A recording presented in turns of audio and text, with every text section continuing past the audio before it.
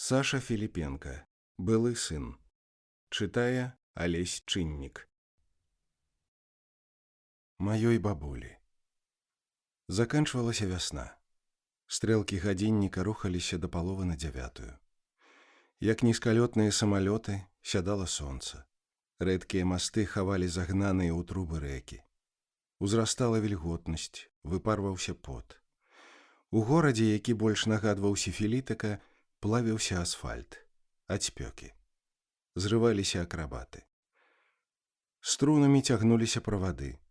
Па маршрутах хадзілі пустыя тралейбусы. Усе верхнія гузікі былі расшпіленыя. Выгаралі рэчы. У крамах, як ніколі добра, прадавалася вада. Задуха стаяла ў арках і завулках. Як казаў вялікі пісьменнік, зямля выпрошвала дажджу. Праяўляўся першы загар, і старажылы, нават перад камерай, не маглі ўзгадаць такога надвор'я. Францыск спыніўся, абцёр лоб, двума пальцамі схапіў маятнік метранома і прыслухаўся. У ванным пакоі спраўна працавала пральная машына. На кухні, як заўсёды, фаніла радыёкропка. Давалі балет пра станкі. Флейты з радасцю саступалі мелодыю кларнету. Як лівень аб зямлю біў барабан. Гралі ўпэўнена і пафасна, без надрыву і скідак на слабы склад. Паставіўшы віяланчэль на рабро, Францыск падышоў да акна. Метраном зноў запрацаваў. За сцяной бабуля балбатала па тэлефоне, 2 гадзіну. У двары гулялі ў футбол. Цямнее, падумаў Цыск. Калі падзяліліся роўна, мяне ўжо не возьмуць. Не разыходзіліся быццам бы спецыяльна. Францыск пастаянна чуў адзін і той жа заклік: «Назад, назад!» Мяркуючы па ўсім, адна з камандаў мела праблемы ў абароне. Хтосьці ўвесь час правальваўся, хтосьці абразаў. Хутчэй за ўсё, думаў Францыск, Вара і Пашка прайграюць. Спрабуючы разгледзець гульцоў, Цыск думаў пра тое, што толькі ён мог паўтарыць цуд, які за 3 дні да таго здзейснілі чырвоныя д'яблы. Як стары дзед цяжка дыхаў магнітафон. Плёнка намотвала гук. Цыск націснуў на чорны квадрат. Апарат заглух. Цяпер заставалася ўсяго нічога. Пераматаць стужку, уключыць фанаграму і незаўважна выйсці ў калідор. Правераны фокус. Цыск карыстаўся ім дзясяткі разоў.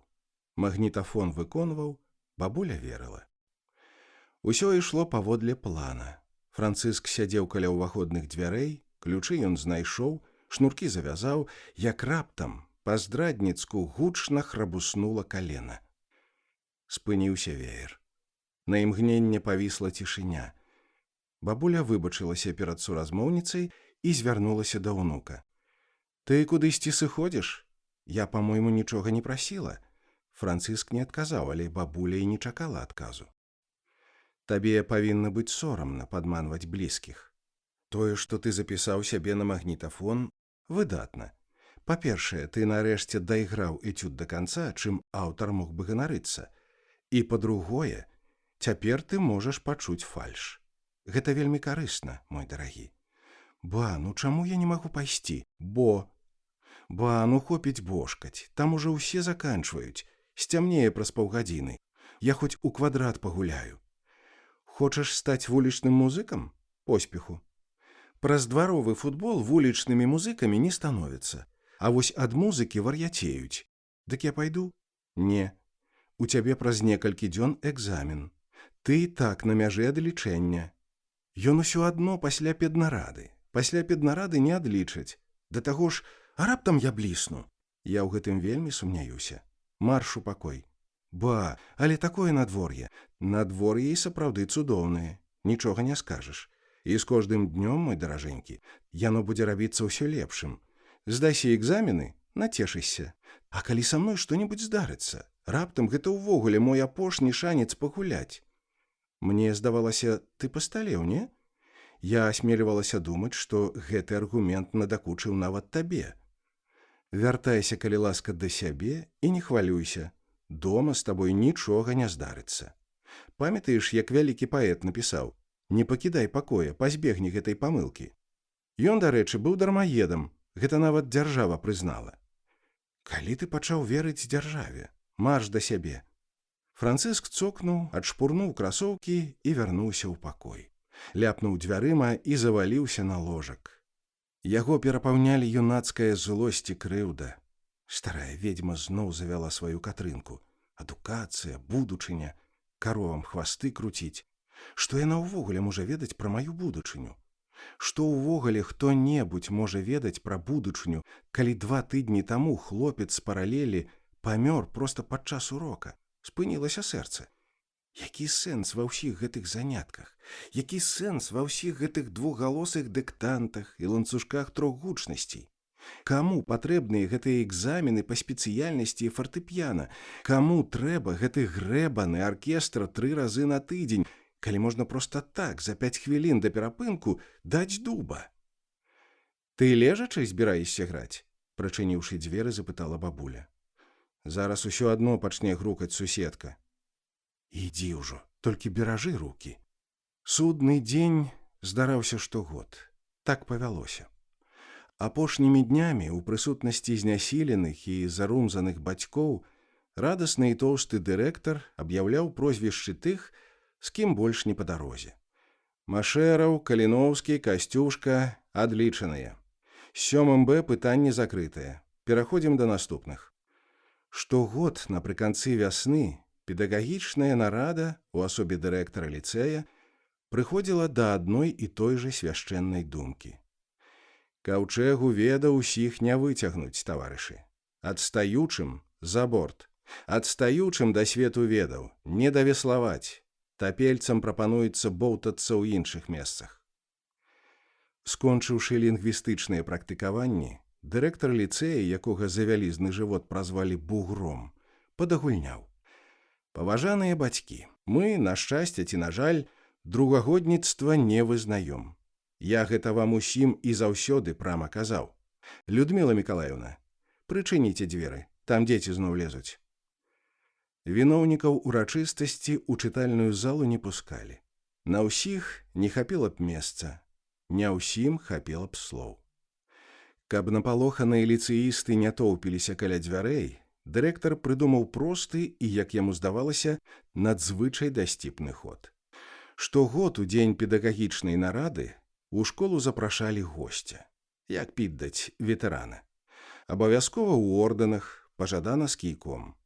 На сцэну актавай залы выносілі стол, вазу і 3 гваздзікі.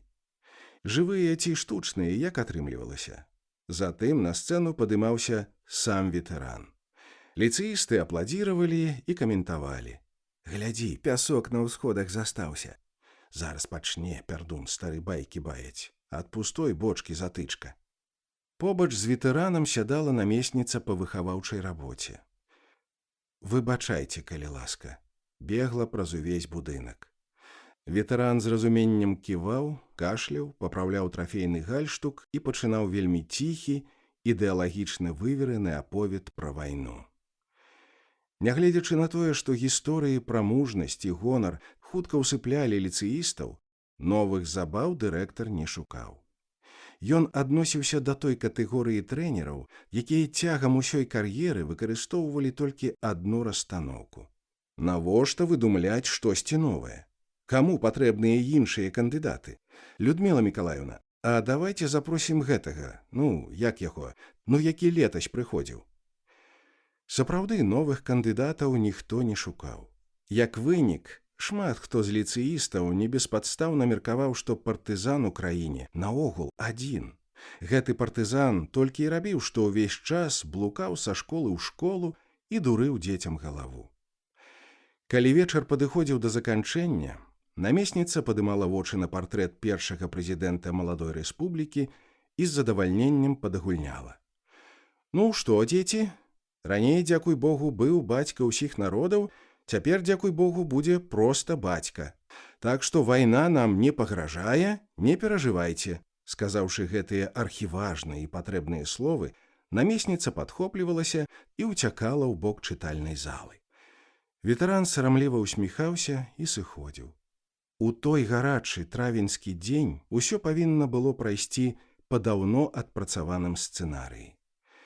Пазалочаныя словы пра мужнасць, забытыя вершы пра гонар. Мы змагаліся за радзіму, за вашу будучыню, нас ніхто не ўгаворваў, не палохаў, ніякіх загарод атрадаў не было, мы заўсёды марылі ваяваць. У той фатальна спякотны травеньскі дзень ні ў артыста, ні ў шматлікіх гледачоў не павінна было ўзнікнуць праблем з камунікацыяй. Ветэран разумеў, што адбірае ў дзяцей вуліцу. Дзеці разумелі, што ветэрана трэба паважаць, бо калі б не ён, то незразумела, што сёння наогул было б. Няўважліва слухаючы прывітальныя словы, Францыск размалёўваў спінку крэсла перад сабой. Яго найлепшы сябар Стасік Крукоўскі старанна адціраў пляму на джынсах. Побач шапталіся, шчыпаліся і перадавалі цыдулкі. Хтосьці дарабляў апошнюю ў годзе работу па сальфеджыа, хтосьці адчайна імітаваў храп. Адным словам, сустрэча праходзіла ў звыклай і прыязнай атмасферы. Але раптам зала ператварылася ў слых. Ліцэісты прыціхлі. Раптам ветэран сказаў тое, чаго не меў права казаць. Адукацыйная машына дала збой. Хтосьці памыліўся, хтосьці не дагледзеў, не дагледзелі моцна, не заўважылі бервяно ў чужым воку. У ліцэй запрасілі няправільнага чалавека. Толькі цяпер усе ўбачылі, што ён прыйшоў без ордэнаў і пачаў аповед пра іншую, не пафасную, але толькі сваю вайну. Дзеці, я вам адразу хачу сказаць, я не ваяваў з германтамі. Бачыце, у мяне і ўзнагарод няма.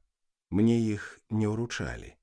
Я не ветэран у агульнапрынятым сэнсе гэтага слова. Я не ведаю, ці варта мне ўвогуле працягваць. Спалоханая намесніца сцвярджальна кіўнула вавілонскай вежай на галаве. Ну, тады, калі можна, я працягну.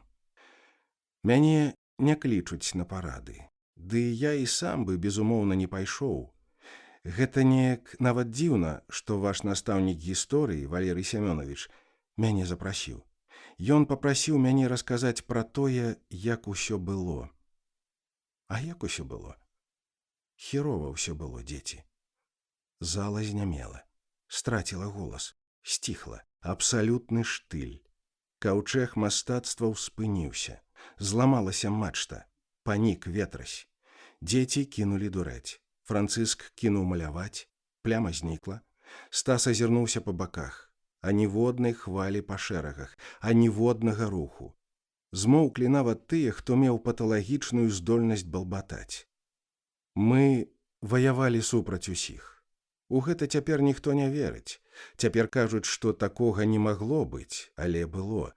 Было, дзеці. Хаця шмат хто думае, што я вар'ят. Груба кажучы, было так, дзеці. Зранку мы ваявалі супраць паліцаяў, увечары супраць чырвоных. Так, супраць усіх.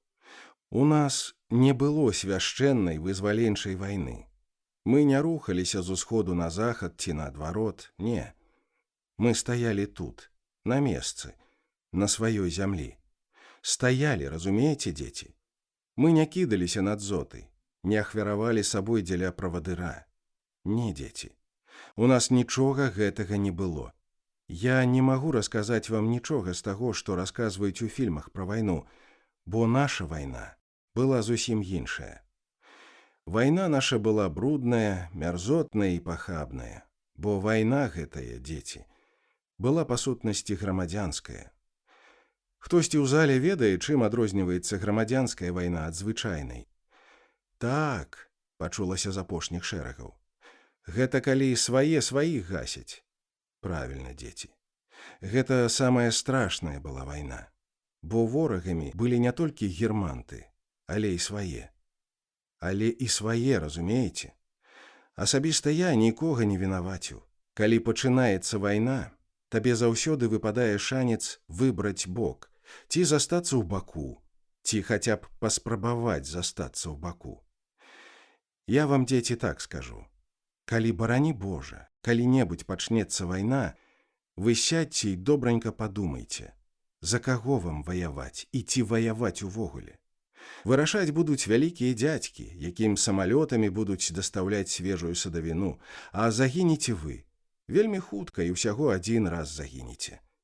Паверце мне, я бачыў, як гінуць людзі. Не бывае ў іх другіх жыццяў.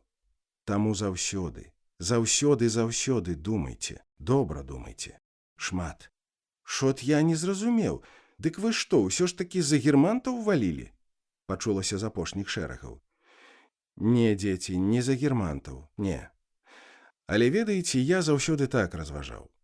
Калі табе блізкія іх ідэалы, калі ты ненавідзіш чырвоных, калі верыш абяцанкам звар'яцелага хлюпіка, давай у паліцаі, а чаму бы не?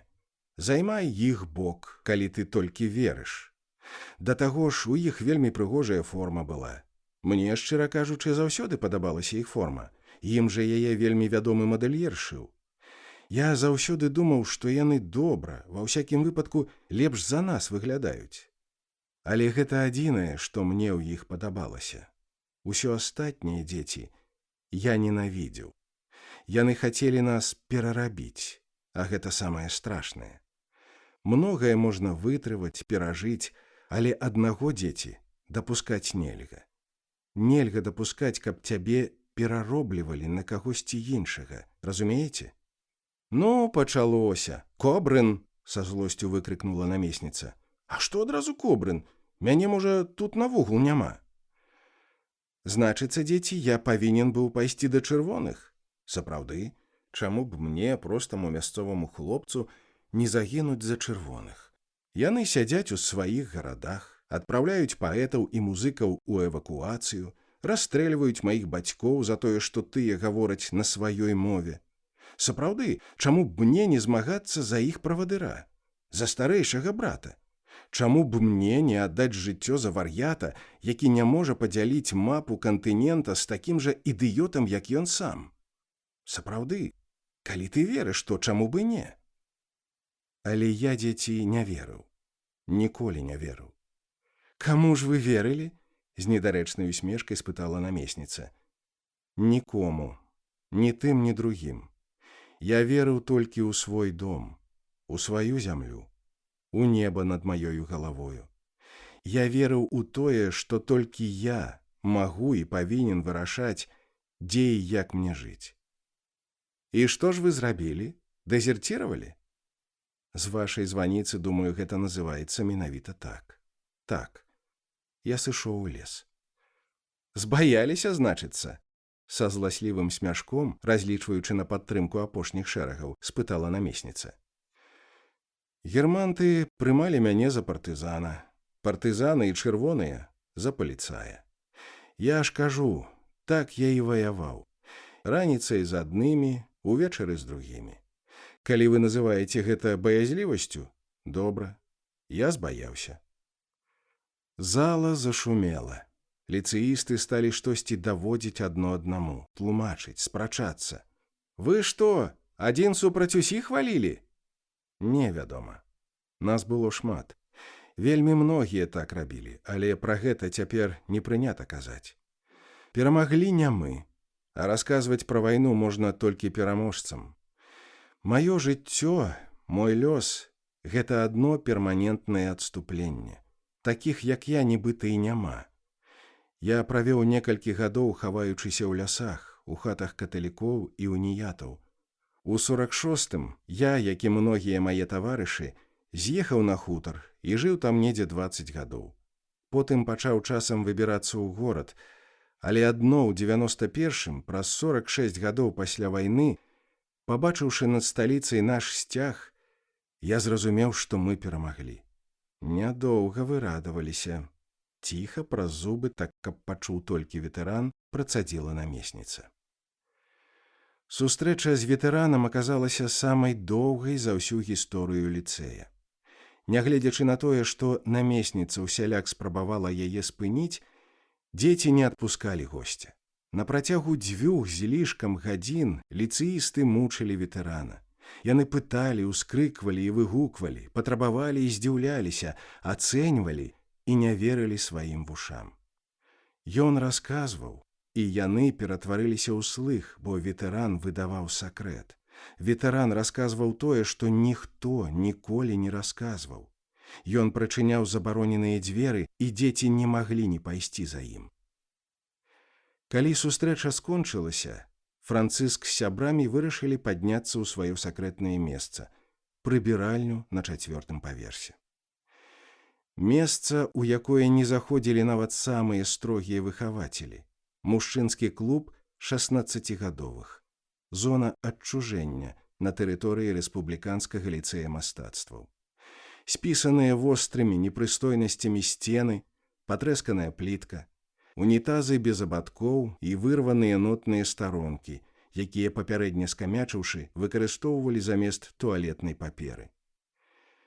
Перадаючы цыгарэту па коле, сябры працягвалі абмяркоўваць сустрэчу з ветэранам.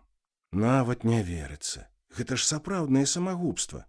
Так, немагчыма паверыць. Дай паперу, папрасіў Цыск. Фу, як шманіць ад цябе, канстатаваў Стас.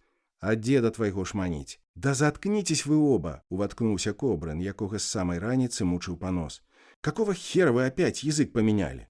А чаму ў сваёй краіне мы не можам размаўляць на роднай мове?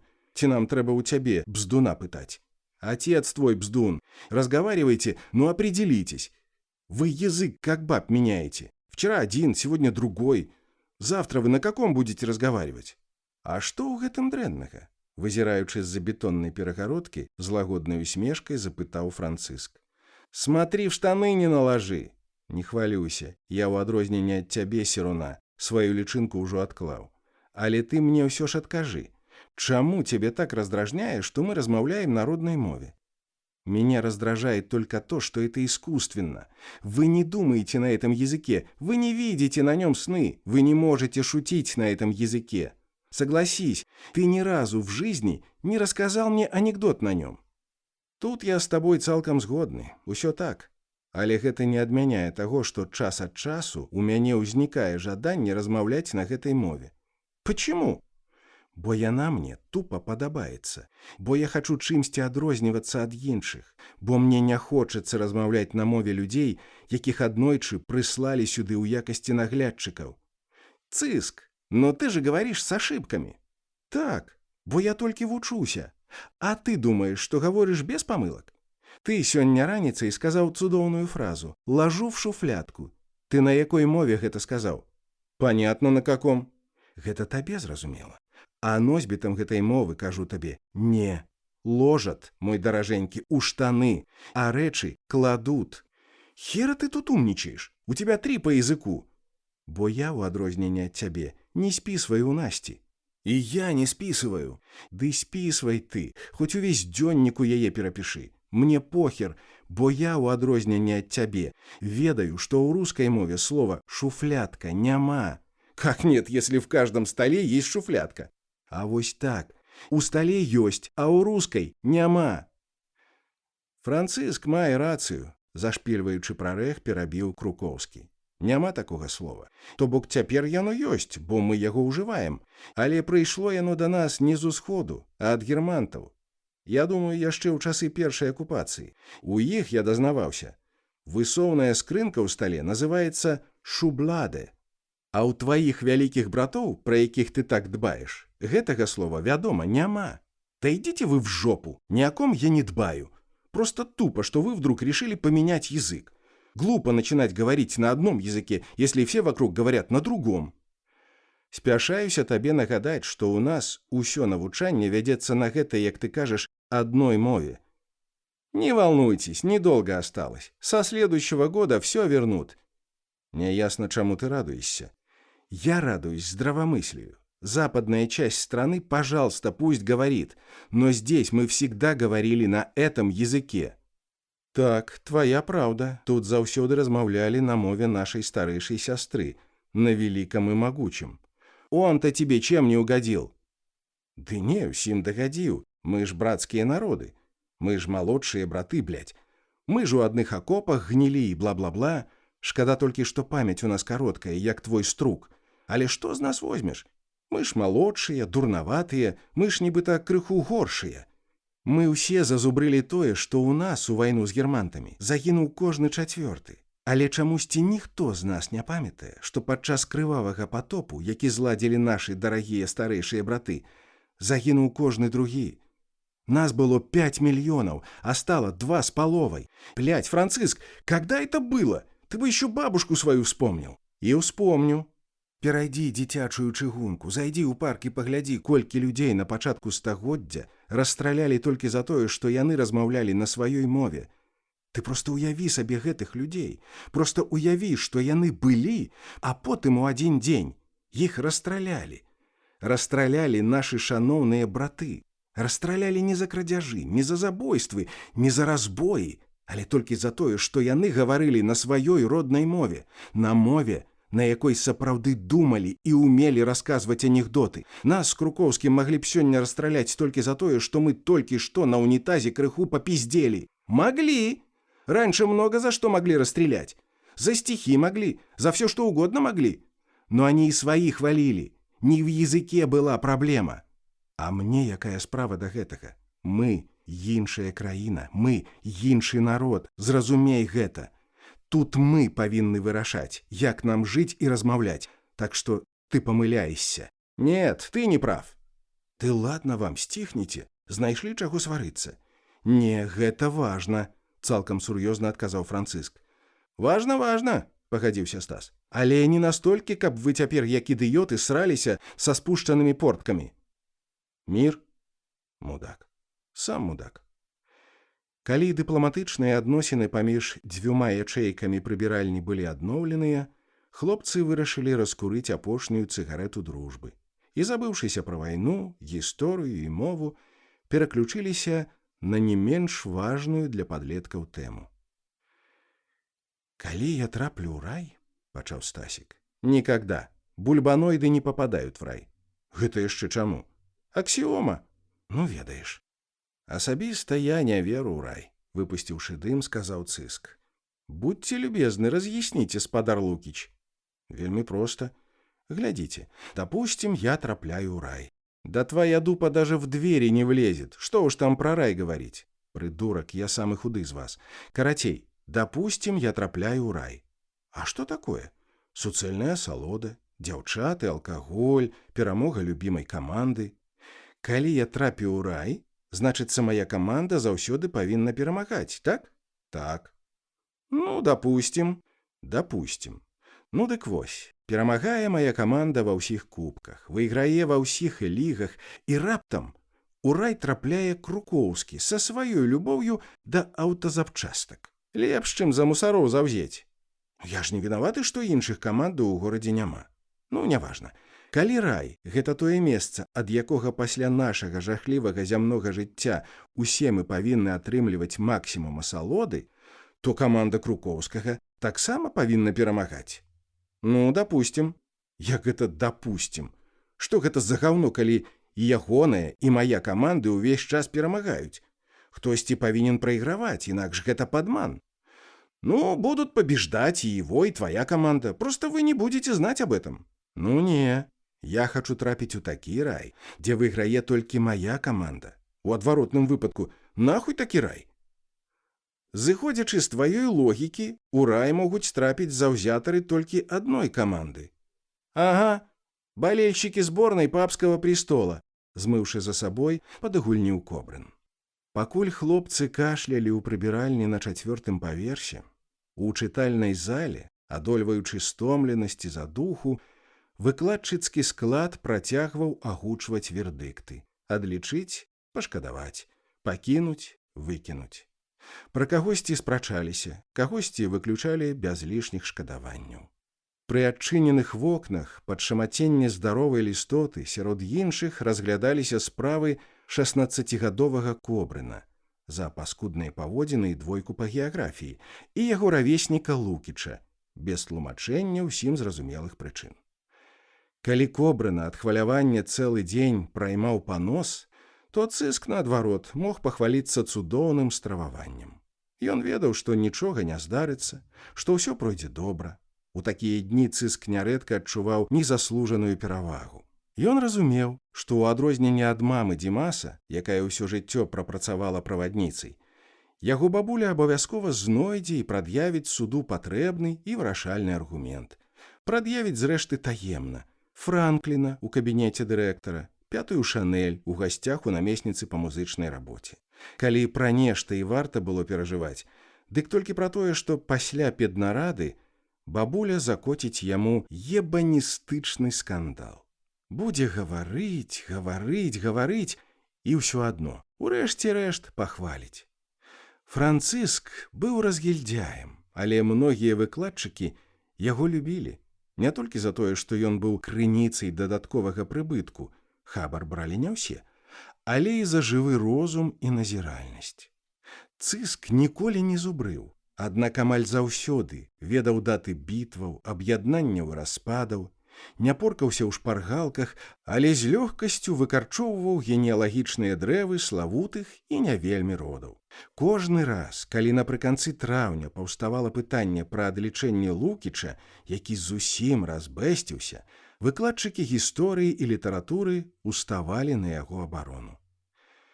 Мне падаецца, выключаць Лукіча немэтазгодна. Валерый Семёнович, так і скажыце, што вам у лапу далі. Ужо хто б казаў, Наталья Сергеевна. Быць можа, усё рыхтык наадварот? Быць можа, гэта вам сёлета пашанцавала? А што я? У вас ёсць якія-небудзь доказы? Я, наадварот, злітавалася з яго бабулі. Я, а не вы, паставіла яму 3, хаця ў яго ў чвэрці 3-2, 3-2. Калегі, давайце вернемся ў рэчышча дыскусіі. У Лукіча ў гэтай чвэрці 2 двойкі. Зноў гармонія і на гэты раз гісторыя. Валерый Семёнович, чаму ж вы яго абараняеце? Ён жа па вашым прадмеце 2 атрымаў. Што ў яго ў першых чвэрцях было? 3 тройкі. За што ж вы яго так любіце? Я вось гляджу ў журнал. Горш за яго вучняў у вас няма. Дрэнныя адзнакі дэманструюць толькі тое, што ён лайдак, але не дурань. Нам трэба, каб ён ведаў школьную праграму, а не ўражваў вас сваімі меркаваннямі.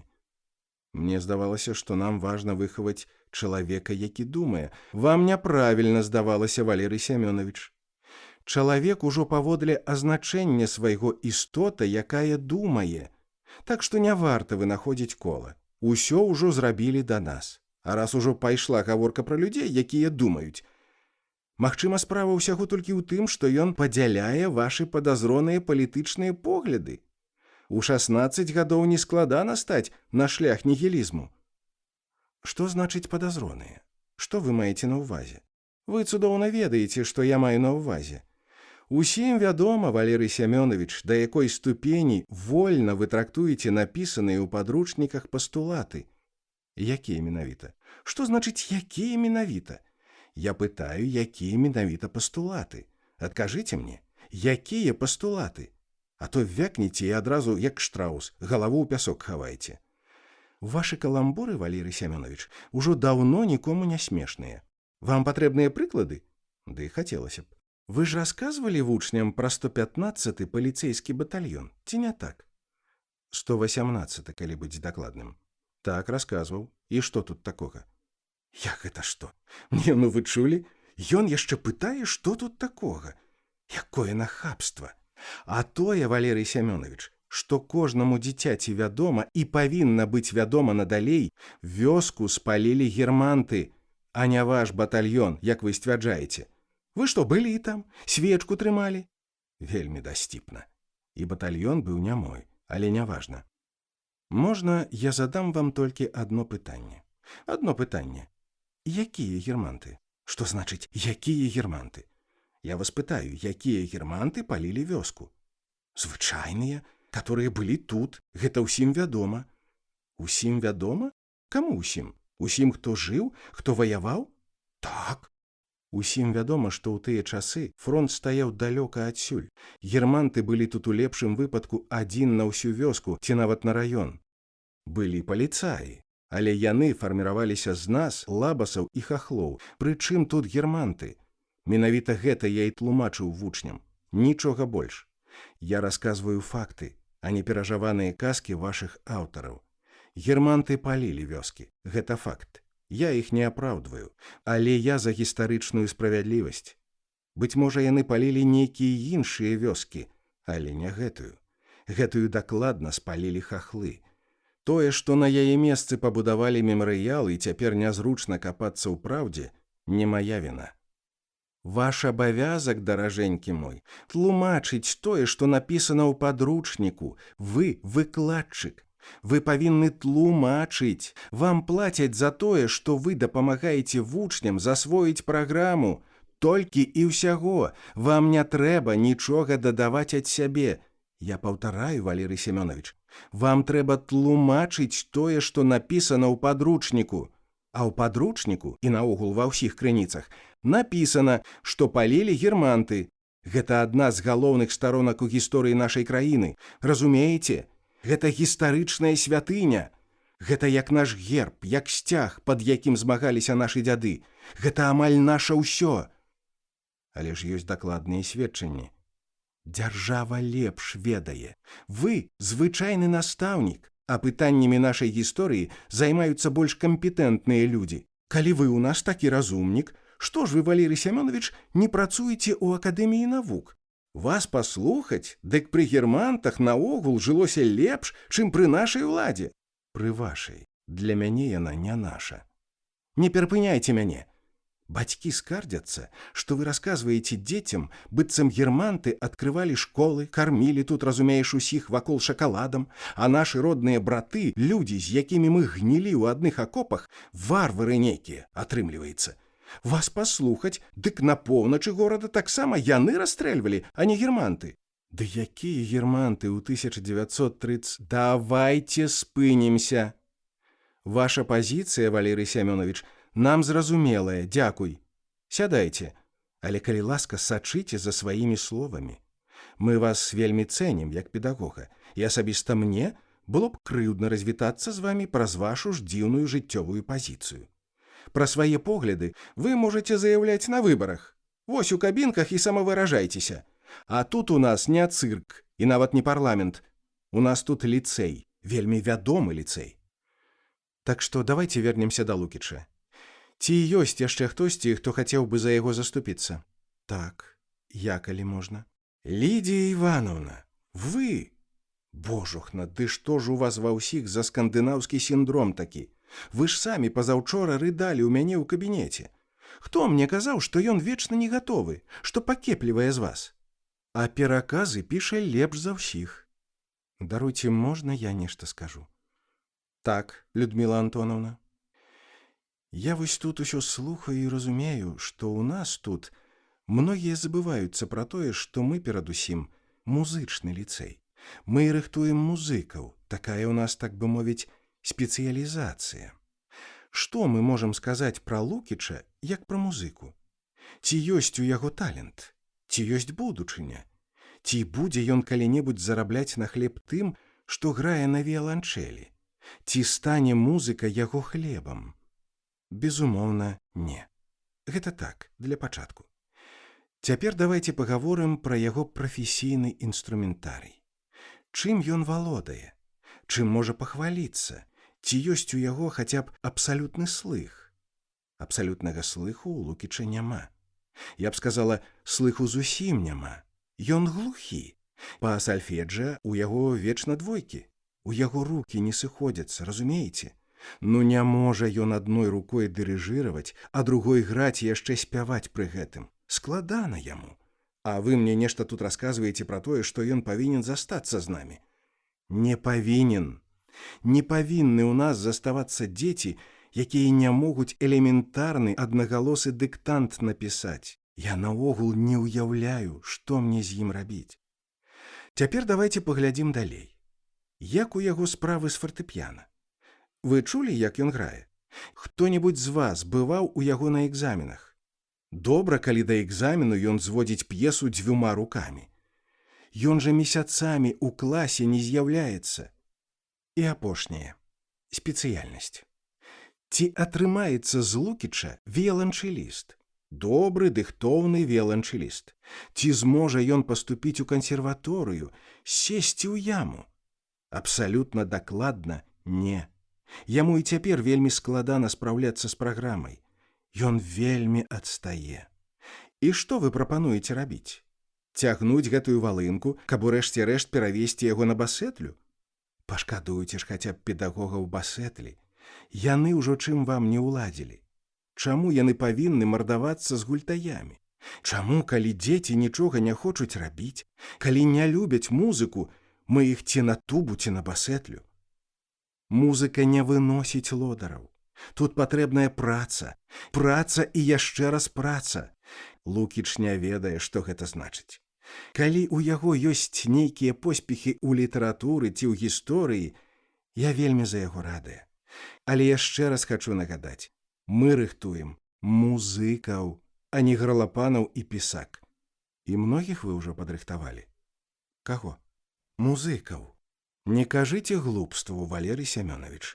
Вы ж сам цудоўна ведаеце, што палова кансерваторыі нашы выхаванцы.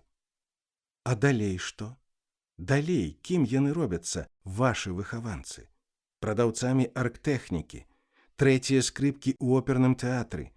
Дзе салісты, дзе імёны? Хто праславіў наш ліцэй? За 30 з лішнім гадоў ці выхавалі вы хоць аднаго сапраўднага музыку, вялікага музыку? Кім мы ганарымся? Назавіце мне прозвішча хоць аднаго вучня, пра якога пішуць у газетах. Ёсць у нас славутасці? Каго ўсе ведаюць? Не памятаеце? А я вам нагадаю. Цёзка вялікага паэта. Памятаеце, чым ён праславіўся? Ён вываліў перад рэзідэнцыяй кіраўніка дзяржавы кучу гною і прапароў партрэт прэзідэнта віламі. Усё. Вось пра каго ўзгадваюць у сувязі з нашым ліцэем. Нічога вы не зрабілі са сваімі дыктантамі і развязаннямі дамінанты ў тоніку. Вам даўно час прызнаць, што вы рыхтуеце не музыкаў, а вартаўнікоў і дворнікаў ад мастацтва.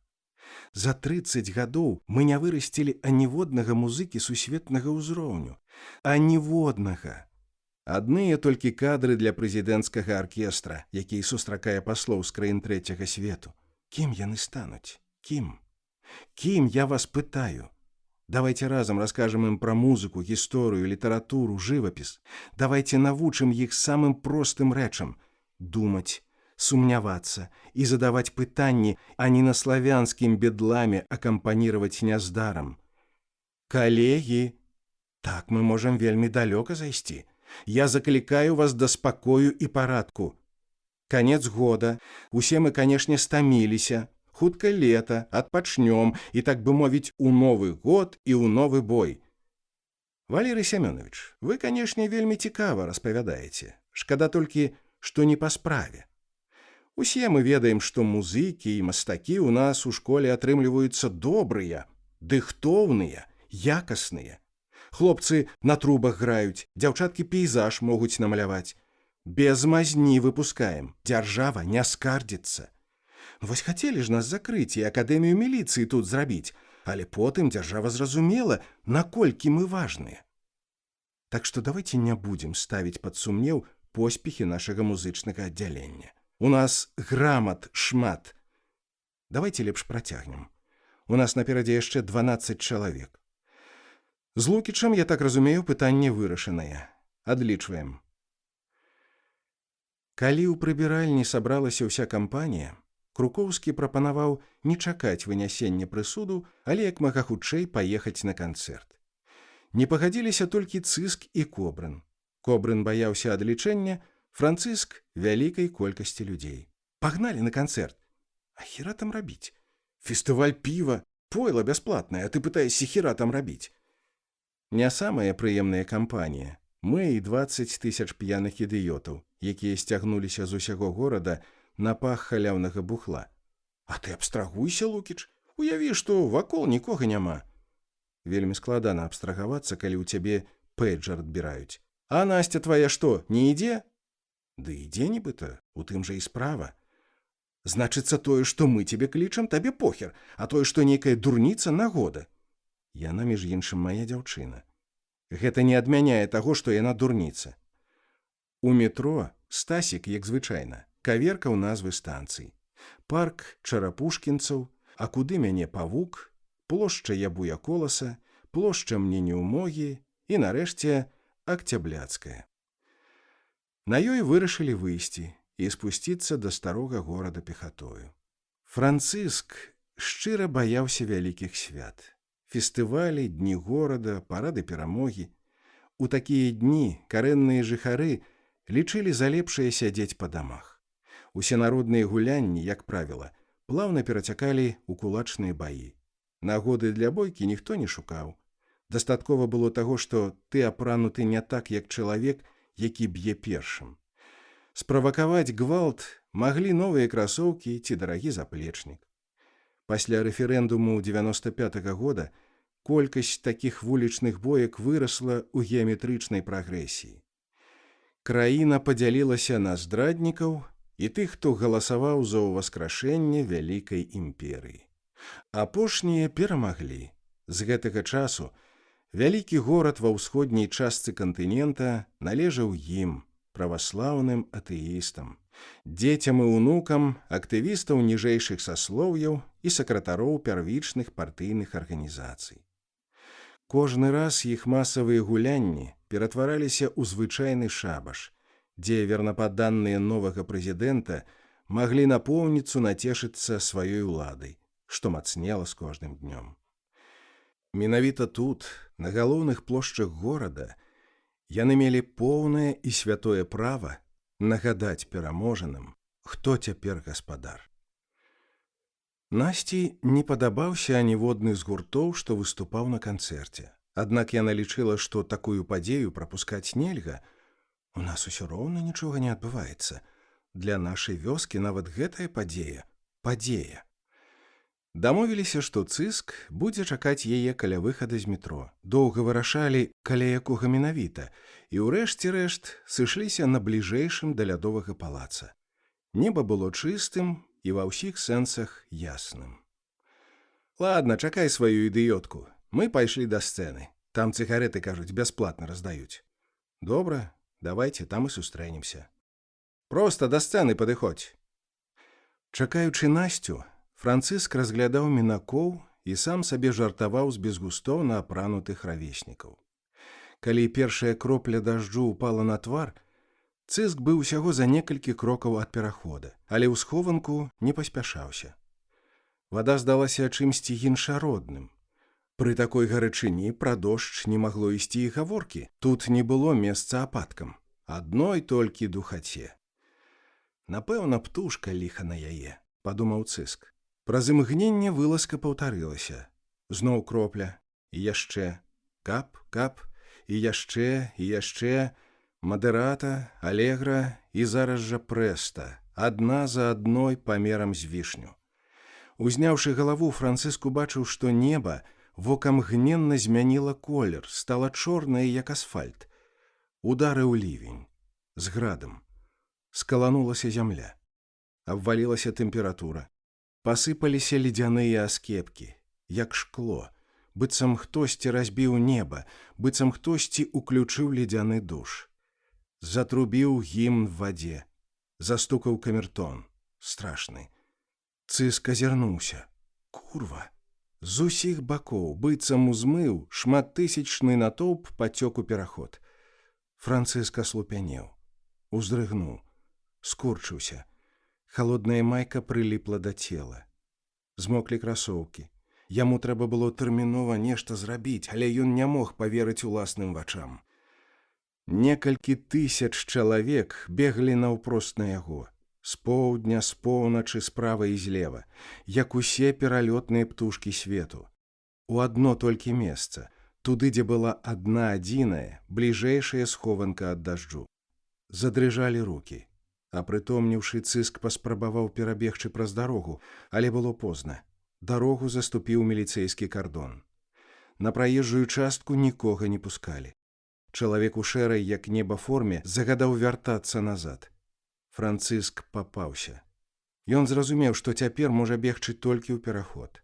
Нехта штурхнуў плячо. Потым яшчэ і яшчэ.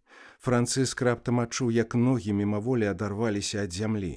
Натоўп панёс яго да мармуровых прыступак. Цыск не мог паверыць уласным вачам. Наскі ледзь датыкаліся да асфальту, і ён з шалёнай хуткасцю набліжаўся да ўвахода ў метро. З кожнай секундай штуршкі рабіліся ўсё грубейшыя. Цяпер Францыска не падштурхоўвалі, яго неслі і білі, груба і моцна. Цыску пара было перажываць за ўласнае жыццё, але на той момант ён яшчэ не разумеў, да якіх наступстваў прывядзе распачатая цісканіна. Францыск хваляваўся, што нехта выпацкае ягоныя новыя красоўкі, выцягне кашалёк. Ён спрабаваў праверыць заднюю кішэню, але ніяк не мог гэтага зрабіць, абедзве рукі зацягнуў на топ. Тое, чаго так асцерагаўся Францыск, здарылася ўжо праз імгненне. Хтосьці наступіў на пятку. І яшчэ. Францыск хацеў азірнуцца, але не здолеў. Хтосьці ўдарыў па нырках некалькі разоў. За адно імгненне Францыск дасягнуў вяршыні страху. Францыскам авалодаў жах. Змакрэлы да апошняй ніткі, натоўп працягваў атачаць адзін-адзіны падземны пераход. Людзі ўсё яшчэ прагнулі трапіць туды, дзе першыя сотні ўжо сутыкнуліся з зачыненымі дзвярыма метрапалітэна.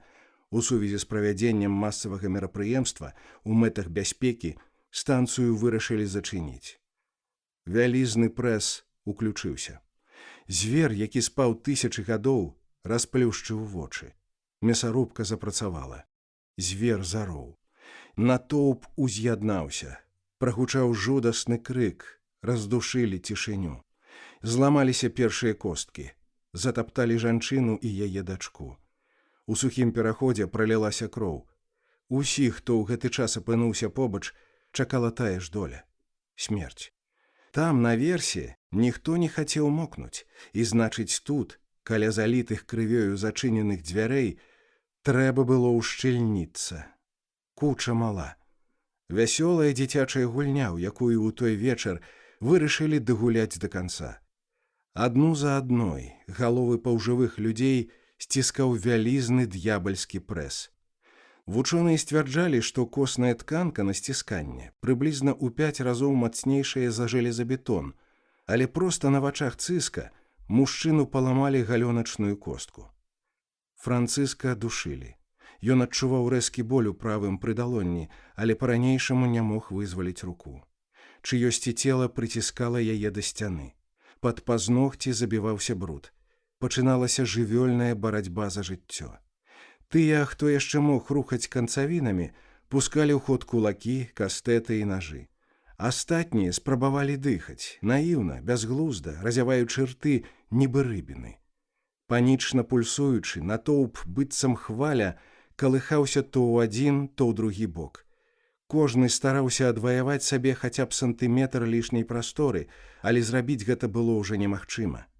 Чыясьці галава упялася Францыску ў кадык. Ён не мог яе адштурхнуць. Хтосьці сарваў з шыі ключ. Распушчаныя жаночыя валасы лезлі ў вочы, нос, рот. Заканчвалася паветра, свярбела ў горле. Між тым ззаду працягвалі ціснуць. Ад болю разрывала паясніцу. Чыесьці зубы, нібы гэта быў сабака, схапілі за галёнку. Вялізны арганізм стаў на шлях самазнішчэння. Хвост страшнай істоты жэр яе галаву. Людзі калаціліся, брыкаліся, біліся. Ногі ўжо даўно не датыкаліся прыступак. Да іх было больш за метр. Усё плыло, усё мяшалася. Спрабуючы адшукаць апору, Францыск паглядзеў уніз. Мармур быў завалены людзьмі. Цыск не разумеў, як яны апынуліся пад ім. Цяпер ён бачыў толькі скрываўленую дзяўчыну, чыя галава зведала такі напор, што яе правае вока павялічылася ў некалькі разоў. Францыск спалохаўся, што гэта самае вока вось-вось лопне і заляпае яго, але вока працягвала жыць. Яно запамінала апошнія імгненні жыцця сваёй гаспадыні. Гэтае вылупленае ад каласальнага ціску вока сканавала ўсіх, хто крычаў.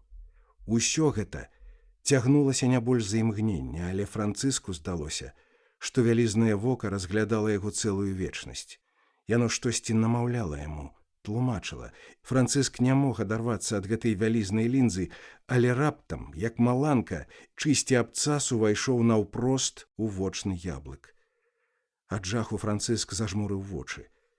Калі ён зноў іх расплюшчыў, дзяўчыны ўжо не было. Францыск знаходзіўся ў нейкім іншым месцы. Як немаўлява ў лонні маці, яго некалькі разоў перакруціла. Цяпер ён не мог зразумець, дзе зямля, а дзе столь. Нябачная пупавіна, губячы ці ратуючы, цягнула яго далей. Францыск чуў, як кожнае імгненне, то справа, то злева, абрывалася жыццё. Кожны раз гэта быў адзін і той жа глухі характэрны гук, быццам хтосьці лопаў цэлафанавыя шарыкі.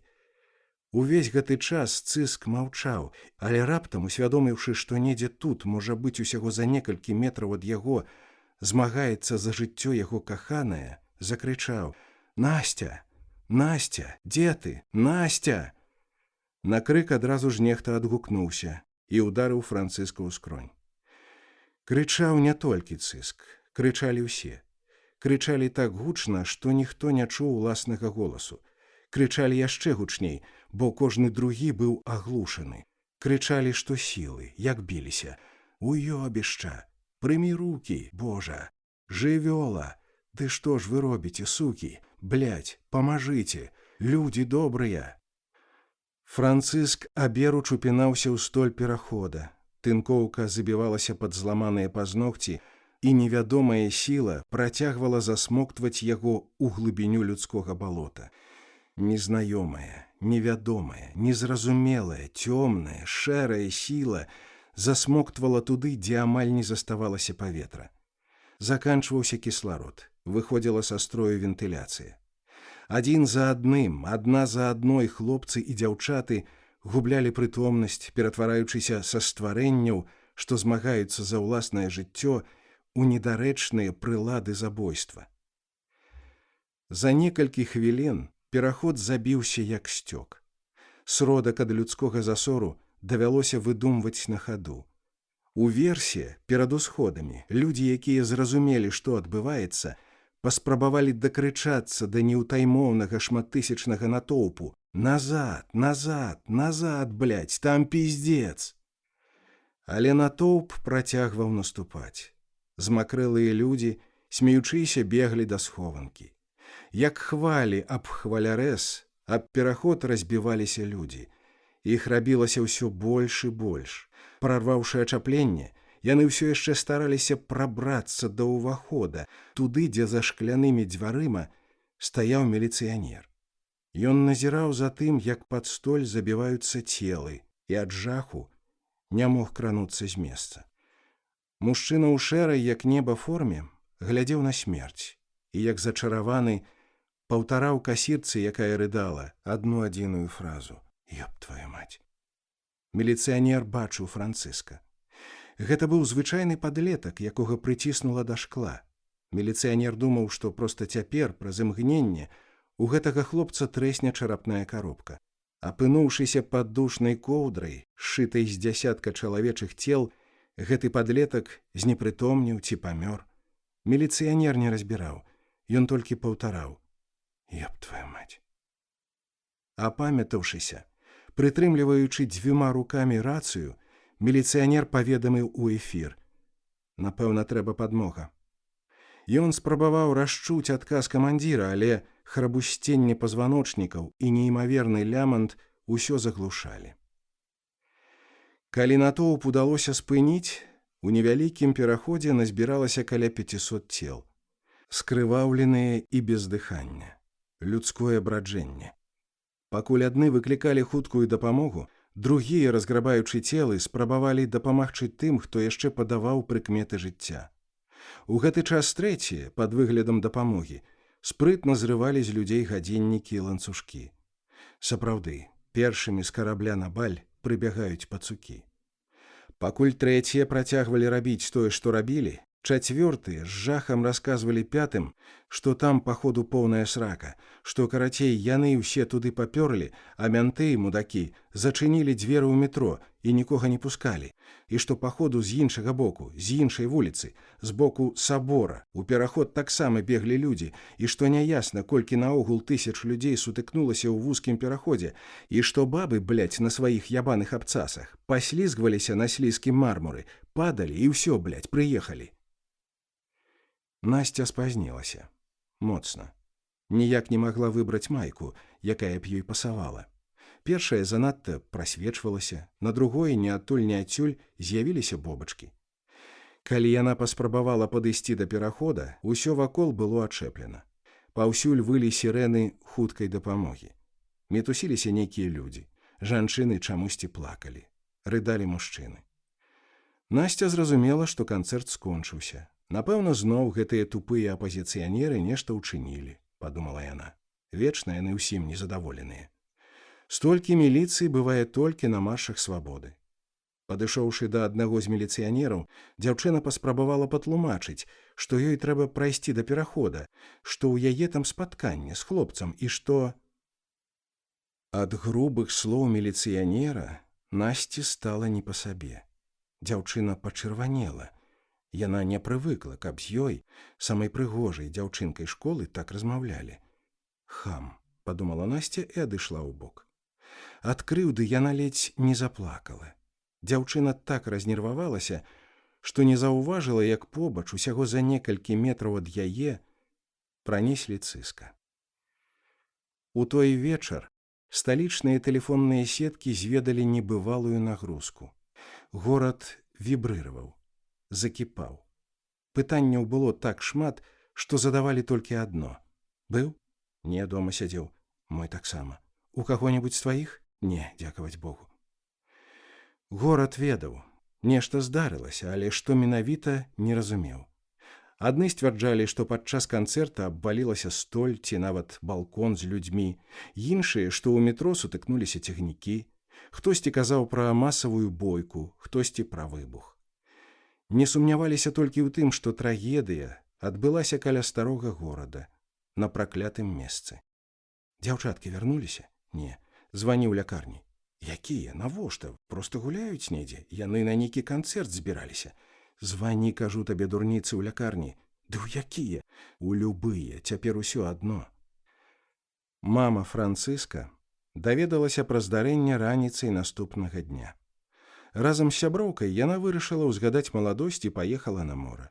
Спыніліся ў аднакласніцы, якая шмат гадоў таму выйшла замуж за прыбалта. Цэлы вечар прабавілі ў рэстаране. Раніцай, яшчэ да таго, як бабулі нарэшце ўдалося здабыць тэлефон і дазваніцца, муж аднакласніцы паклікаў усіх да камп'ютара і, тыцнуўшы пальцам у экран, сказаў: «Чытайце». Нічога не падазраючы, маці Цыска з усмешкай паглядзела на сяброўку і, прапусціўшы загаловак, вымавіла: «Жахлівая трагедыя, у якую проста немагчыма паверыць, адбылася ў страшнай цісканіне, якая ўзнікла ў падземным пераходзе на станцыі метро. Загінула больш за 50 чалавек, каля 300 чалавек атрымалі калецтва». Паглядзеўшы на сяброўку, жанчына паказала вачыма на тэлефон і працягнула хутка невыразна чытаць. Прычынай катастрофы стаў моцны дождж, які выбухнуў так недарэчы, недзе о 20-й гадзіне.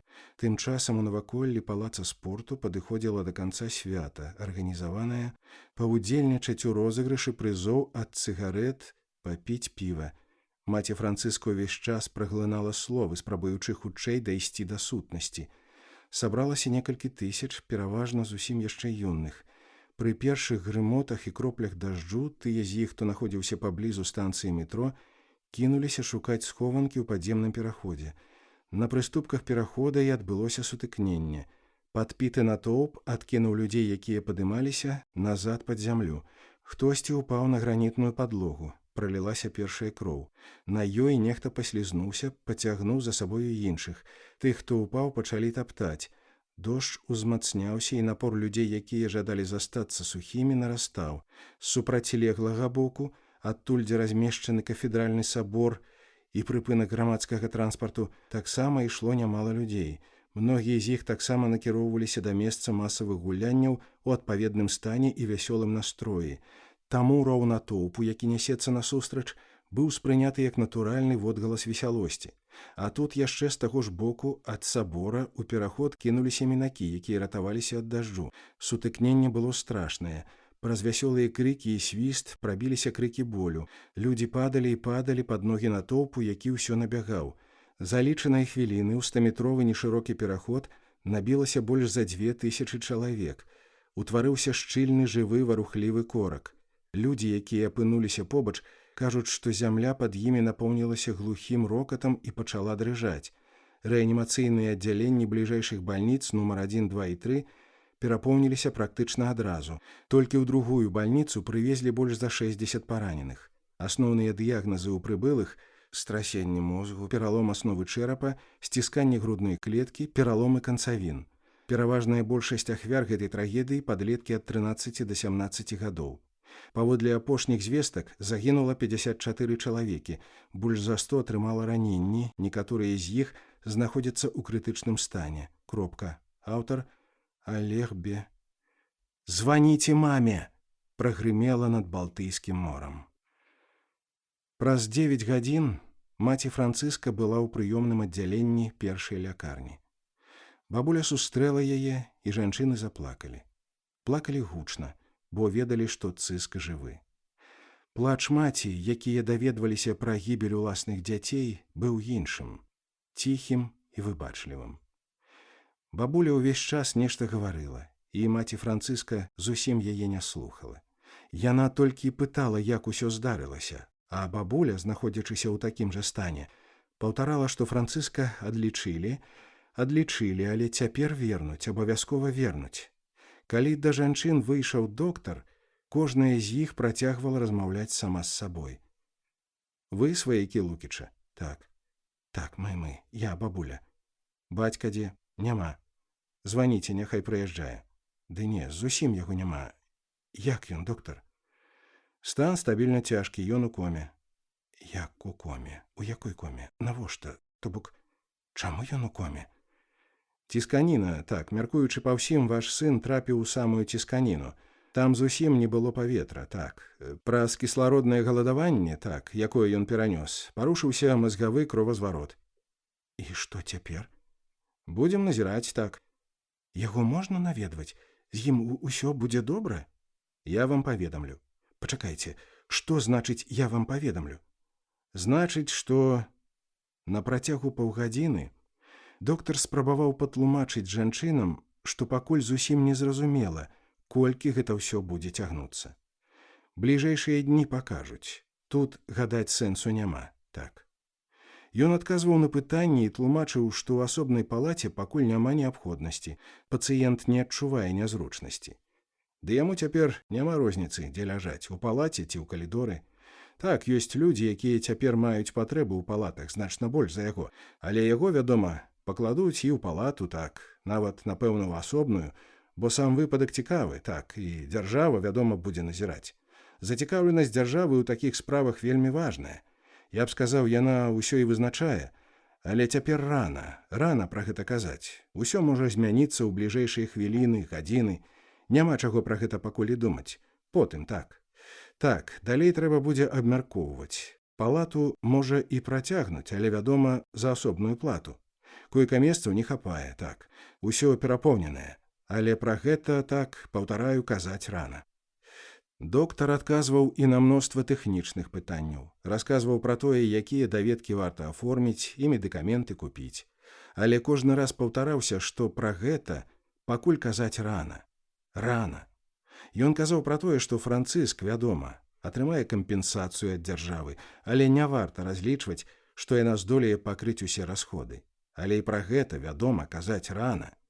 Доктар гаварыў пра медсёстраў і пра тое, што ўсе самыя неабходныя працэдуры, безумоўна, будуць выкананыя ў поўным аб'ёме. Толькі пра магчымае выздараўленне мужчына палічыў за лепшае прамаўчаць. Прайшло 3 тыдні. Пацыент па-ранейшаму знаходзіўся ў коме.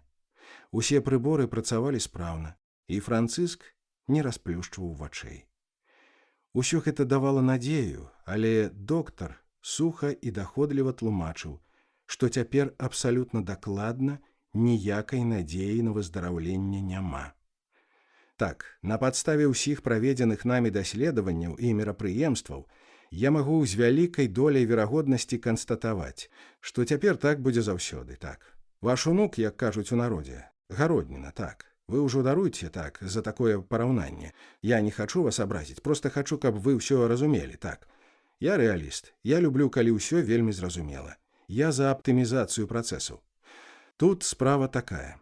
Справа зразумелая. Так, нічога не зменіцца. Жыццёвыя органы сапраўды не пашкоджаныя. Так, ён можа спакойна правесці ў такім стане некалькі гадоў, але вось яго мозг ад гэтага не запрацуе, так. Ён не чуе вас, так, не разумее. Усе вашы спробы размаўляць з ім дапамогуць толькі вам, так, калі вам гэта, вядома, трэба. Падманваць сябе недарэчна, так. Вы лепш мяне паслухайце. Вам лепей бы хутчэй звыкнуцца з тым, што хлопца не вярнуць. Чым хутчэй вы з гэтым скончыце, тым хутчэй вернецеся да нармальнага жыцця. Праз гэта трэба прайсці, такое бывае. Многія губляюць сваіх сваякоў, так. Зрэшты, я вам тут не дарацца. Я толькі адно вам магу сказаць. У нас з гэтым пакуль, вядома, не вельмі зразумела, але ўсё ж сякія-такія зрухі ёсць. То бок, я ўсё гэта вяду да таго, што ён бы мог дапамагчы сваімі органамі іншым людзям. Вы разумееце, што я маю на ўвазе? Многія людзі гадамі чакаюць сэрца, ныркі, а іх жыццё можа спыніцца ў любую хвіліну, разумееце? Разумееце, пра што я? Вашага хлопца не вярнуць, а іншым людзям яшчэ можна дапамагчы. Вы, вядома, за гэта нічога не атрымаеце, я вам адразу скажу. Гэтая справа зусім добраахвотная, але і нас падазраваць не варта. Органы мы нікуды не прададзім, сабе не пакінем, так. Проста многія людзі думаюць, што мы гэтыя органы сабе пакідаем, а потым зарабляем на гэтым грошы. Але гэта не так, зусім не так. Я цяпер толькі хачу, каб вы зразумелі, што яму нічога не свеціць. Калі ўжо так здарылася, то давайце дапаможам іншым. Пачакайце, пачакайце, пачакайце. Што вы такое верзяце? Спыніцеся, доктар. Дайце ж мне сказаць. Калі я правільна вас пачула, то адзін шанец з мільёна ў яго ўсё ж такі ёсць? Не. А з 10 мільёнаў? Не. А з мільярда мільёнаў? Калі я адкажу так, гэта нічога не зменіць. Я магу адказаць. Так, ёсць, але толькі таму, што ваша пытанне знаходзіцца па-за межамі медыцыны. Заўсёды ёсць нейкі 1%, пра які мы не ведаем. Штосьці заўсёды будзе недаследавана, незразумела, але гэта ўсяго адзін, чуеце мяне? Усяго адзін, так, 1%. Але ён знаходзіцца па-за медыцынай, разумееце? Значыцца, шанец усё ж такі ёсць? Бля, мамаша, вы мяне слухаеце? Азірніцеся вакол. Гэта не краіна цудаў. Вы бачыце тут чарадзеяў? Можа быць, фей? Я што, са сцяною увесь гэты час размаўляў? Гэта не кіно, разумееце? Гэта, даруйце за грубасць, але вы мяне крыху вывелі ўжо. Гэта, блядь, жыццё. Ваш унук мёртвы. Мёртвы, разумееце? Змірыцеся з гэтым. Ён мёртвы. Калі гэтае слова не даходзіць да вас, пачуйце слова «здох». Няма яго больш. Ён памёр. Мозг вашага унука больш ніколі не запрацуе. Ніколі. Чуеце мяне? Ведаеце што, доктар? Ідзіце ў сраку. Падключыўшы старых знаёмых, бабуля Францыска здолела выбіць асобную палату і новы цыкл абследаванняў. На працягу некалькіх тыдняў унука вядомай перакладчыцы агледзелі вядучыя спецыялісты краіны. Усе яны сышліся на тым, што кардынальна змяніць сітуацыю не атрымаецца. Цуды, вядома, здараюцца. Гісторыя ведае нямала выпадкаў магічных выздараўленняў. Усе мы памятаем, як калісьці гэты і вось гэты, там і вось там выйшаў з комы. Але гэта не той выпадак. Так, казалі дактары, мы цудоўна разумеем, як вам цяжка.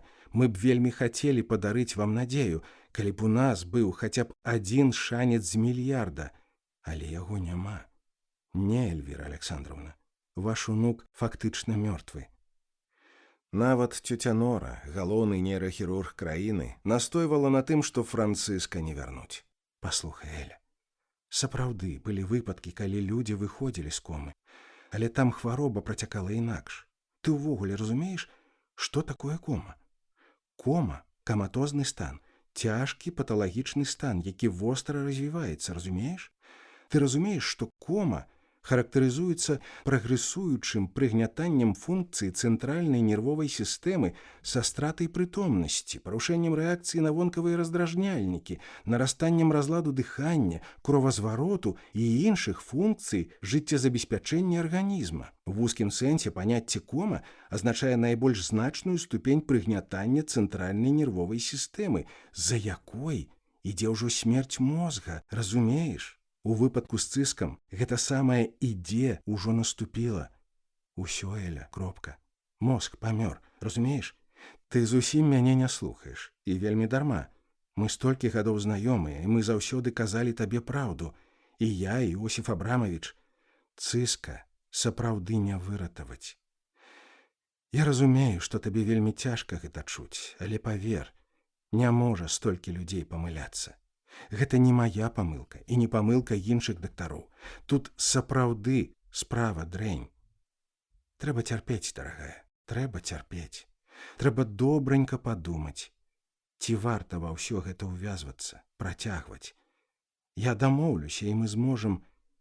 Ты звар'яцела! Раптам, быццам абудзіўшыся ад сну, перапыніла бабуля.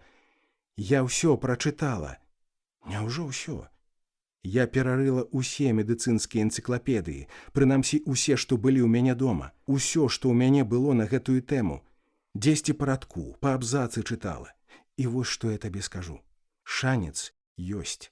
Шмат разоў вы, дактары, казалі сваякам, што мозг пацыента не працуе, а ён працаваў. Працаваў, разумееш? Усе былі гэтак жа сама ўпэўненыя. І не хачу цябе крыўдзіць, але былі ўпэўненыя заходнія дактары, мастадонты, людзі, якія маюць куды больш сучаснае абсталяванне. Усе яны, як адзін, казалі, што пацыенту нічога не дапаможа, што ён гародніна, садавіна ці як там у вас прынята называць пацыентаў у такіх выпадках.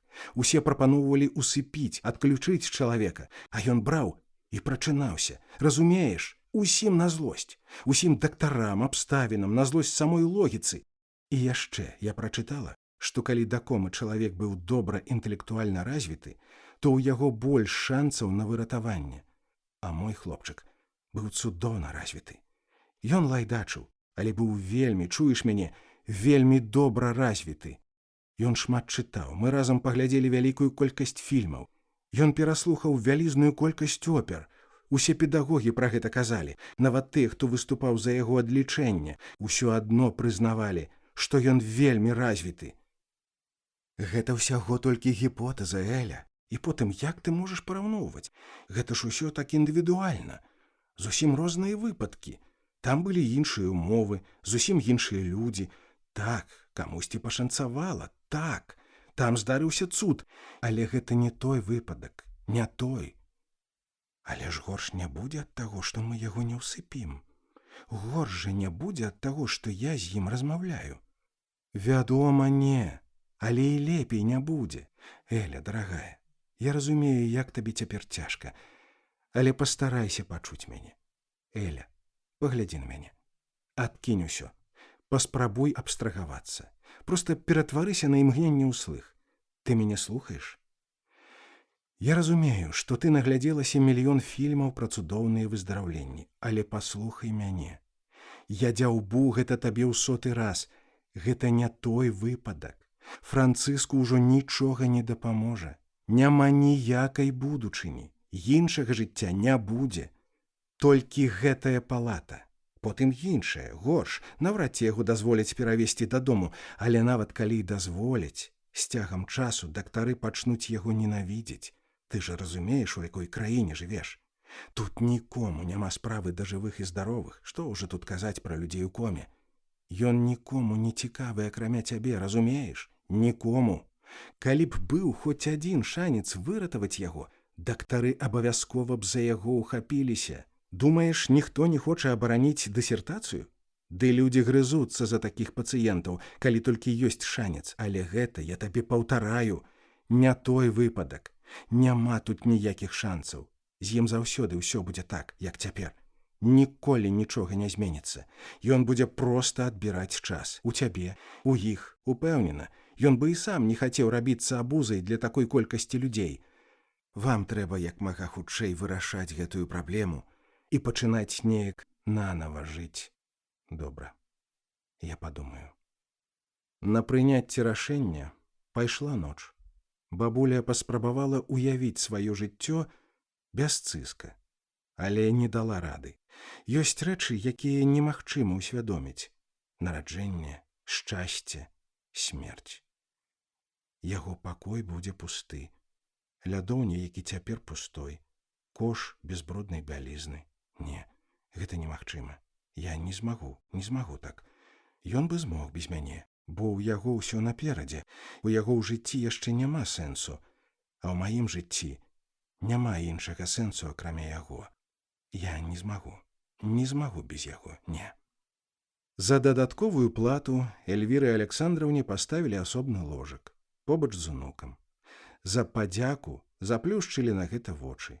Некалькі першых тыдняў бабуля баялася, што храп будзе перашкаджаць унуку, але потым звыклася, забылася.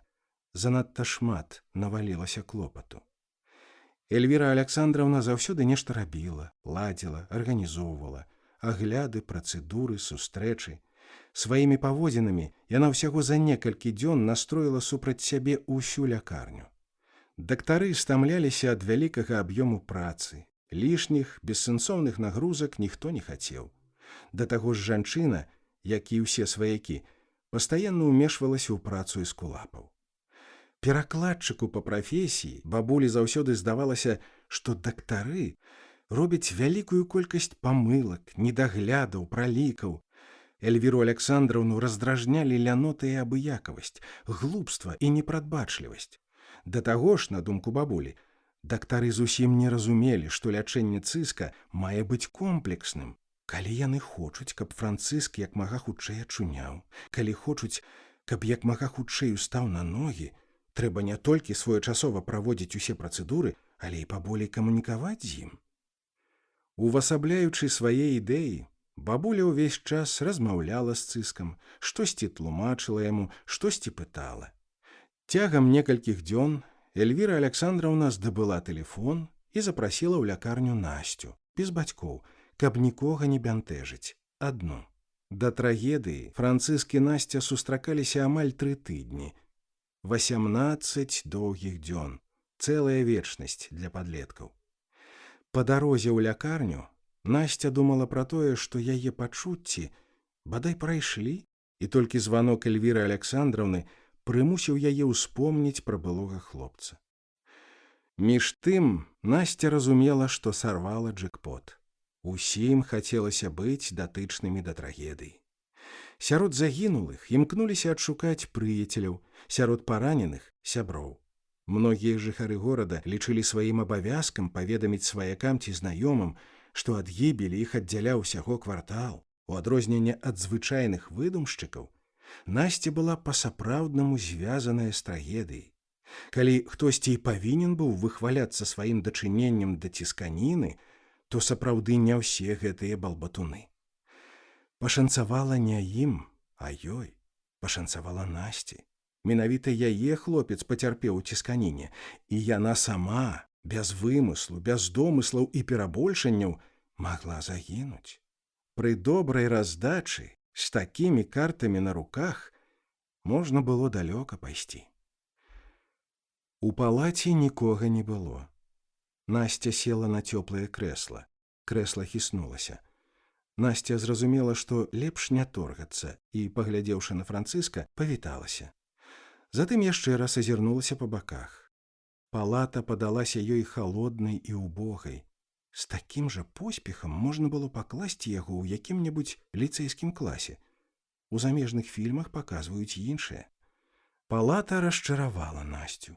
Яна чакала чагосьці прыгожага, казачнага. Ёй здавалася, што палата будзе абстаўленая датчыкамі, а яе хлопец абматаны правадамі і трубкамі, але ўсяго гэтага не было. Насця падумала, што ўсё гэта і блізка не падобна да кіно. Зрэшты, і яна не надта адпавядала ролі фатальнай прыгажуні. Гэта варта было прызнаць. Трэба было апрануцца лепш, падумала яна. Усё да ўсяго не пасуе. На кофце ў раёне жывата ўвесь час збіраліся складкі. На плячах ні адтуль, ні адсюль з'явілася кашута. Колькасць кашуты ўразіла дзяўчынку. Абмен рэчываў? Грыбок? А што калі і тое, і другое адначасова? Нарэшце Насця здолела ўзяць сябе ў рукі і пачала гаварыць. Карацей, навін у мяне асабліва няма ніякіх. Вічка на адпачынак на мора паляцела. Я таксама хацела з ёй, але бацькі сказалі, што дорага і што я там не буду займацца. І з інструментам праблемы. Аказваецца, калі едзеш за мяжу, скрыпку трэба фатаграфаваць, пашпарт на яе афармляць. Я кажу, можа мне яшчэ на касметычку пашпарт аформіць? Карацей, гемар адзін. Дарэчы, пра гемарой. Я новы канцэрт разучваю. Наогул пиздец. Там усё на стаўцы. Адныя флажалеты і двайныя ноты. І ўсё 64-тыя. Просто пиздец. Наогул незразумела, што ў гэтых кампазітараў у галаве было. У іх там тады тэлевізараў не было. Вось яны і вар'яцелі. Думалі, як бы як найскладаней зрабіць. Я кажу булцы, давайте возьмем іншы канцэрт. Гэта ж пиздец, а яна кажа, маўляў, гэта яшчэ дробязь, што далей яшчэ больш пиздзяцовы пиздец будзе. Вось. Ну, што яшчэ ў мяне? Па тэліку сёння нічога цікавага. 2 гадзіны каналы раніцай шчоўкала. Адно гаўно. Наогул нічога цікавага. А музычнага каналу ў мяне няма. А бацькі жыды не хочуць ставіць. Кажуць, дорага. Ім наогул усё дорага. Я што не папрашу, усё дорага. Карацей, рабіць нефік. Думала што-небудзь са школьнай праграмы пачытаць, але ўсё доўгае, пиздец. Я кароткі змест чытаю. Лухта паўсюль нейкая. Нічога цікавага. Дзіўна, ты тут ляжыш, дарэчы. Вічка кажа, што біялагіца мяркуе, што ты кшталту труп ужо. Але я вось гляджу на цябе, і ты ж дыхаеш. А ты мяне чуеш цяпер ці не? Можаш рукой памахаць ці які-небудзь знак даць, калі чуеш? Ці штосьці такое? Ну, ладно, не хочаш, як хочаш. Ведаеш, я подумала, што нам трэба пагаварыць, што раз ты тут ляжыш так, то неяк тупа нам, напэўна, сустракацца. Увогуле, калі шчыра, я ўжо і не думаю, што мы сустракаемся. Мне асабіста здаецца, што мы нібы тады і рассталіся, атрымліваецца. Сам падумай, мы ж не зможам нікуды хадзіць, у кіно ці там на дыскатэку. Праз цябе, дарэчы, апошнюю адмянілі. Праз цябе наогул шмат чаго адмянілі. Экзамены усялякія. І яшчэ праз цябе ўсім паставілі адзнакі, якія ў чвэрці былі. Па-мойму, гэта вельмі няправільна. Яны там на пачатку усялякія жалобныя мерапрыемствы думалі праводзіць. Не ведалі, што з табой будзе. Усе ўвогуле крыху ў шоку былі, чакалі, а потым перадумалі. Карацей, прадзяўбалі ўсё і, калі ласка, вырашылі паставіць тое, што ў людзей у чвэрцях было. Дык ведаеш, многія праз гэта на цябе злуюцца. Аляксеева і Бурак хацелі 5, а праз цябе ім 4 цяпер паставілі. Вось. Не, мне ж па шчырасці ўсё роўна было. У мяне спрэчных адзнак у гэтай чвэрці не было. Вось. А пра тое, што рассталіся? Дык ведаеш, мне Кобран пару разоў званіў. Мы файна паразмаўлялі. Ён кажа, што ў мяне прыгожыя валасы вельмі. Ён класны ўвогуле. Ён, ведаеш, мне заўсёды неяк падабаўся. Я табе раней не казала, бо думала, што ты будзеш злавацца. Вы ж гэта кшталту сябры там, адна кампанія і ўсё такое. Карацей, я, напэўна, з ім цяпер буду гуляць. Ты ж не супраць? Увогуле, я падумала, што будзе тупа вельмі, калі ты будзеш супраць. Я напісала ў пул, апісала нашу сітуацыю, запытала, што мне рабіць, карацей, чакаю адказу, але мяркую, што ўсё адно буду з Кобраным гуляць. Калі ты ачуняеш, мы ж усё адно зможам зноў гуляць. Я тады проста кіну Кобрана і ўсё, але пакуль тупа неяк. Я табе не казала, ён мне фотоальбом падарыў, прыгожы, на 100 фотаздымкаў, вось. А што яшчэ добрага ў мяне? Ды нічога, ды ўсё добра нібыта. Я рада, што ў цісканіну не трапіла. Добра, што я тады спазнілася, правда? Не, ну правда, ну сам падумай. Дождж гэты ліў. Вось ты заўсёды казаў, што я ўвесь час спазняюся. А бачыш, як атрымліваецца. Значыцца і добра, што я тады спазнілася. Я цяпер заўсёды паўсюль буду спазняцца. Хаця б на 10, на 20 хвілін. Цяпер бы ляжала таксама, як ты ў гэтай палаце. Хаця разам дзяўчатак з хлопчыкамі, напэўна, не ложаць жа. Ну, добра. Я пайду ўжо. Я вось тут табе ўсялякай ежы прынесла. Там сок, апельсіны. Гэта з ліцэя. Гэта нібыта трэба так, нібыта паёк, нібыта па законе. Калі ты ў лякарні, то з ліцэя табе абавязкова штосьці павінны перадаць. Замест ежы, якую ты ў сталовай не ясіш цяпер. А я пайду ўжо, ладно? Ну, пакуль. Ачуньвай. Пасля Насці прыйшла бабуля. Зноў. Яна павесіла старую куртку на спінку крэсла і ўзялася прыбіраць у палаце. Падлога, ложак, тумбачка. Праціраючы крэслы, пажылая жанчына чамусьці зноў згадвала словы сваёй сяброўкі. Усыпіць. Слова ж якое дзіўнае. Усыпіць. Хіба можна ўжываць гэтае слова датычна чалавека? Усыпляюць жа сабак. Каб адагнаць дурныя думкі, бабуля, дзівячыся сама з сябе, пачала расказваць пра знакамітага цёзку Францыска. Ведаеш, родны, пра яго ж дагэтуль спрачаюцца. Кім ён быў?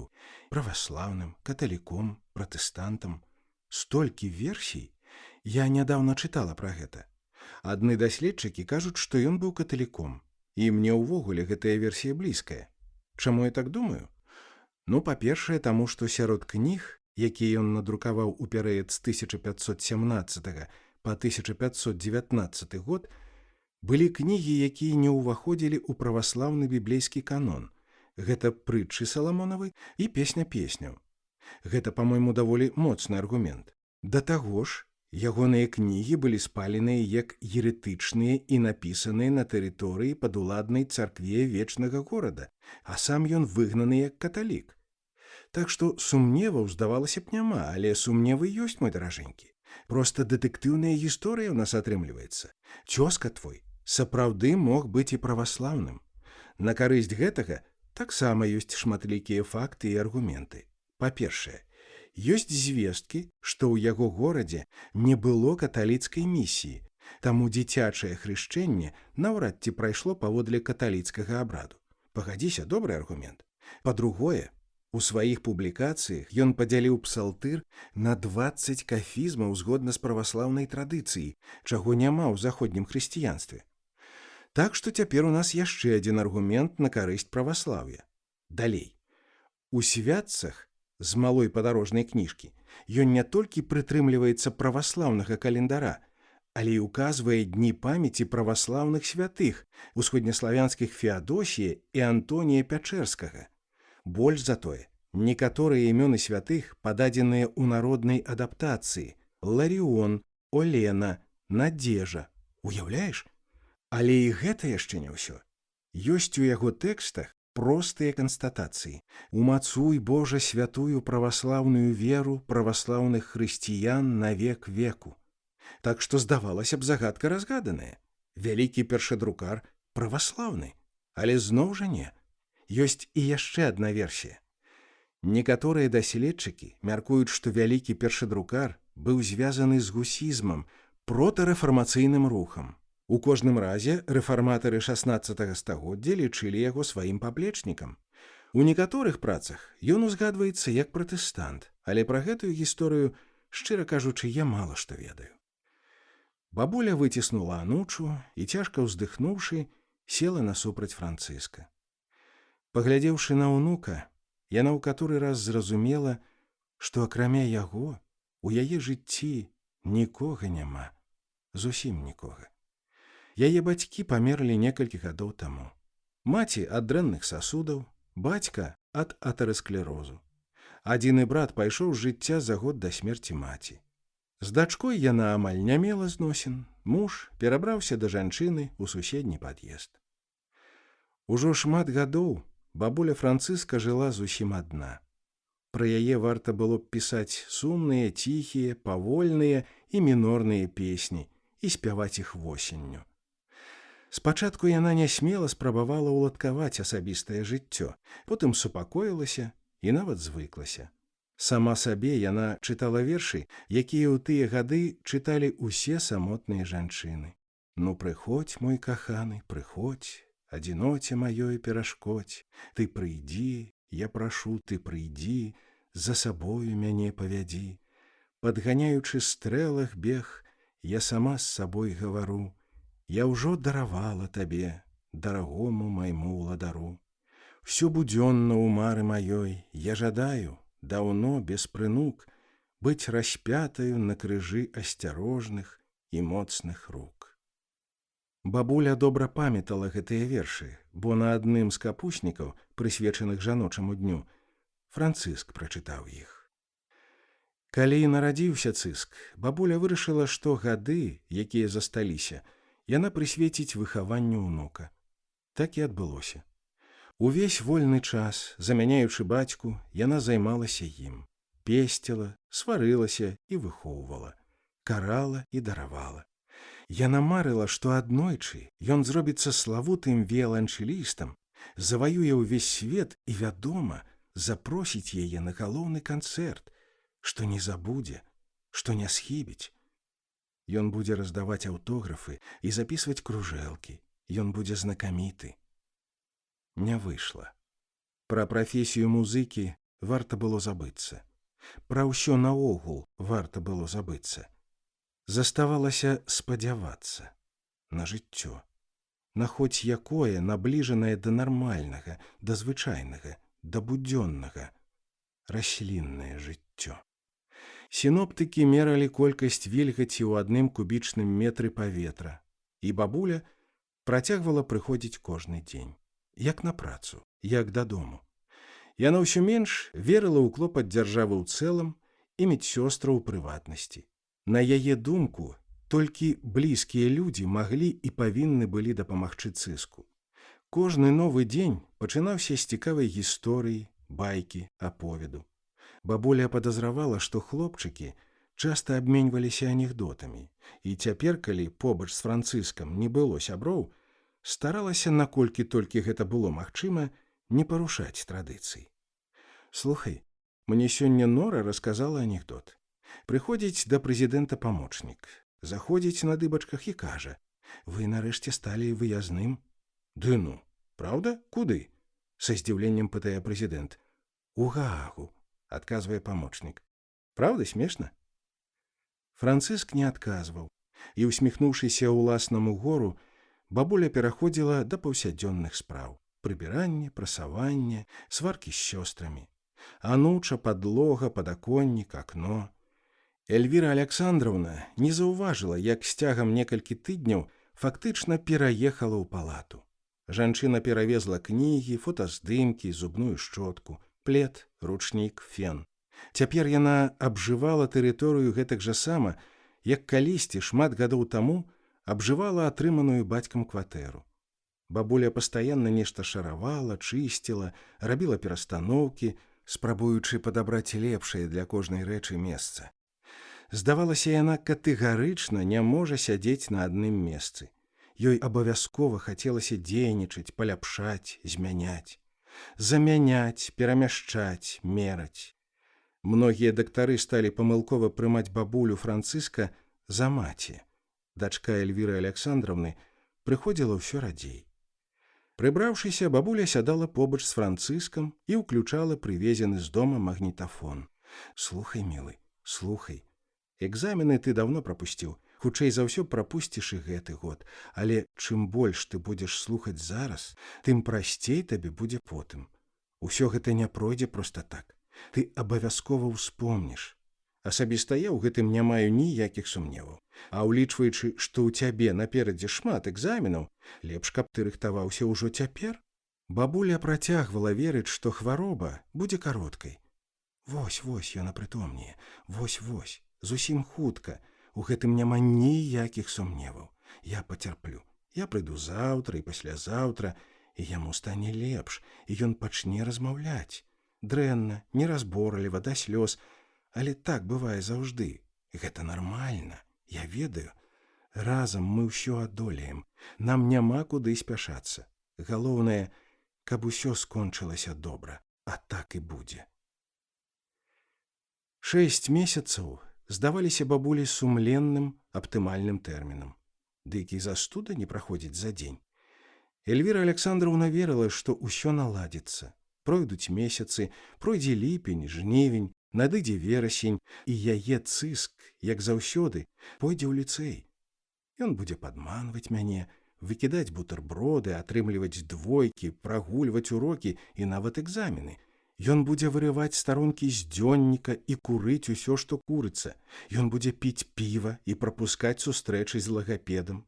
Ён будзе біцца з прычыны і без. Яго нос будзе ў крыві, і я буду усміхацца яму, бо разбіты нос – гэта зусім не страшна. Мой хлопчык будзе заставацца начаваць у сяброў, і я клянуся, што не буду хвалявацца і абзвоньваць бацькоў. Ён будзе гуляць роўна столькі, колькі захоча, і я заўсёды, усё і заўсёды буду яму дазваляць. Ён будзе гуляць у футбол і ў што толькі захоча, у карты, у камп'ютарныя гульні, і я зусім не буду баяцца за яго зрок, і я сама, калі толькі спатрэбіцца, куплю яму акуляры. Але патрэбы ў акулярах не было. Знаёмых акулістаў не варта было шукаць. Францыск не падымаў павек, і са слязьмі на вачах яго бабуля марыла толькі пра тое, што яшчэ некалькі тыдняў таму здавалася сапраўдным пакараннем. Далёкія сваякі наведвалі зрэдку. Часам зазіралі сябры. Крыху радзей у палату завітвала старая медсястра, якая вечна мармытала сабе пад нос. Непрыгожая, звадлівая, неадукаваная жанчына. У яе генах захавалася павага да невідочнага гаспадара і моцнай рукі. Яна не разумела добрых слоў, прымаючы ветлівасць за слабасць, і наадварот, з ахвотаю бралася за працу, атрымаўшы прачуханку. Назіраючы за хлопцам, што вечна ляжыць у адной позе, старая медсястра лічыла, што ў сталіцы ўсе канчаткова звар'яцелі. Памагаць трэба людзям, якім жывот прастралілі ці руку абрубіла, а не этым, панімаеш, мамчыным сынкам. Ляжыць тут і не нашым, і не вашым. Нашто трымаць у аддзельнай палаце хлопца, который ляжыць, як куча гаўна? Канчаць ім надо.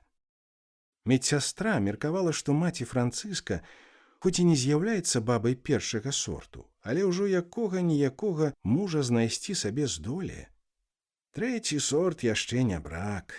Найдзе сабе якога кабеля, ён яе абрухаціць, і будзе ўсё ў ней харашо. Злюбіцца, стерпіцца, а што было, забудзецца. А няшчасце? Так няшчасце ў всех бываюць, абы вайны не было. З часам бабуля прывыкла да бестактоўнай старой. Варта было і пераступіць парог палаты, і Эльвіра Александровна адразу, не марудзячы, даволі строга давала якое-небудзь даручэнне. Любы загад прыводзіў сястру да прытомнасці. Такая манера ёй нават імпанавала. Яна разумела, што яе заўважаюць, і, мармычучы пад нос, прымалася за справу. Аднак у той дзень старая і не думала брацца за працу. Інфармацыя, быць можа, самая важная інфармацыя ў яе жыцці, дазволіла адчуваць уласную недатыкальнасць і незаменнасць.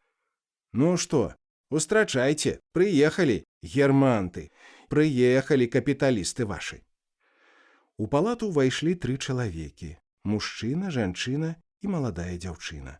Апошняя загаварыла першай. Добры дзень. Добры дзень. Вы размаўляеце па... Вы іх дачка? Не-не, я перакладчыца. Яны зусім не размаўляюць. Я яго бабуля. Германты кіўнулі. Бабуля і сястра, якая і не думала выходзіць з палаты, кіўнулі ў адказ. Мужчына падышоў да бабулі і працягнуў руку. Затым, не чакаючы адказу, абняў жанчыну. Усе, акрамя сястры, якая закусіла губу, адразу расплакаліся. Падалося, што праслязілася нават перакладчыца. Яе ўвялі ў курс справы па тэлефоне, і перад сустрэчай, на ўсякі выпадак, студэнтка першага курса Інстытута замежных моў пагартала медыцынскі слоўнік. Пасля таго, як усе выцерлі слёзы, медсястра ўзяла вудку і выйшла ў калідор. Яны пытаюць, як ён. Стан стабільны. Германт падышоў да ложка і ўзяў Францыска за руку. Жонка засталася ззаду. Бабуля стала па другі бок ложка. Госць нешта запытаў, затым яшчэ і яшчэ. Дзяўчына пачала перакладаць. Ён кажа, што яны спачатку зусім не хваляваліся. Францыск рэдка пісаў. Яны думалі, што ўсё ў парадку, што ён проста, як заўсёды, знік. Потым даведаліся пра цісканіну. У іх гэтая навіна не была сярод першых. Даведаліся ад кагосьці, амаль выпадкова. Ён кажа, што яны былі ўпэўненыя, што, калі штосьці здарыцца, вы ім абавязкова паведаміце. Але потым яны ўсё ж такі вырашылі патэлефанаваць вам. І вось. А гэтую майку, ён кажа, што памятае гэтую майку, яны купілі яе на моры. Ён пытае, як гэта здарылася. Мы дакладна нічога не ведаем, адказала бабуля. З намі не вельмі дзеляцца падрабязнасцямі. Мне падаецца, наадварот, яны так цяпер спрабуюць замесці сляды, схаваць пралікі. Мы ведаем толькі, што быў канцэрт, раптоўна пачаўся дождж, і натоўп пабег у пераход, пачалася цісканіна. Гэта ўсё, што нам вядома. Як, чаму? На гэтыя пытанні нам ніхто не адказвае. Проста цісканіна і ўсё. Увогуле, тут і дадаць няма чаго. Ён пытае, чаму вы яго адпусцілі? А чаму я не павінна была яго адпускаць? А чаму я наогул павінна была ведаць, што ён туды паедзе, калі ён павінен быў быць у ліцэі? Перакладзіце ім, што яны могуць сачыць за сваімі дзецьмі, а ў чужыя справы хай не лезуць. Ён кажа, што Францыск яму як родны, што гэта і яго дзіця таксама, таму ён так кажа. Перакладзіце яму, што ён памыляецца. Мы вельмі цэнім іх клопат, але ўсё ж Францыск маё дзіця, і нічыё больш. Дзяўчына не пераклала. Ёй было ўсяго 20 гадоў, але яна неаднойчы чула пра падобныя гісторыі. Калі развалілася вялікая краіна, Захад стаў дапамагаць дзецям усходу. У 90-е гады вялізная колькасць равеснікаў Францыска займела новых бацькоў па ўсім кантыненце. Пра маладую незалежную рэспубліку амаль нічога не ведалі. Ведалі толькі, што побач з ёй была вялікая атамная станцыя і што аднойчы гэтая станцыя выбухнула і, значыць, дзецям патрэбная дапамога. Дапамагалі не толькі сіротам, але і дзецям са звычайных сем'яў. Людзі, якіх нават праз 50 гадоў па сканчэнні сусветнай вайны называлі галоўнымі ворагамі, засноўвалі фонды, пераводзілі гуманітарную дапамогу і запрашалі дзяцей на аздараўленчыя вакацыі. Францыск ніколі не меў праблем са здароўем, але ў сваё першае замежнае падарожжа ён адправіўся менавіта як дзіця, якое пацярпела ад радыяцыі. Гэта называлася «адпачынак у сем'ях». Вы разгортвалі газету і чыталі аб'яву. Аздараўленчы адпачынак у германскай сям'і, 3 тыдні, 360 умоўных адзінак. Шчыра займаючыся дабрачыннасцю, германты не падазравалі, што, аплачваючы чужым дзецям нават пералёты, яны распачынаюць цэлую старонку ў гісторыі прыватнага прадпрымальніцтва маладой усходняй рэспублікі. Кемлівыя суграмадзяне арганізоўвалі фонды і за сімвалічную, якім здавалася плату, адпраўлялі дзяцей на лячэнне. Да германтаў ці да кагосьці яшчэ не мела значэння.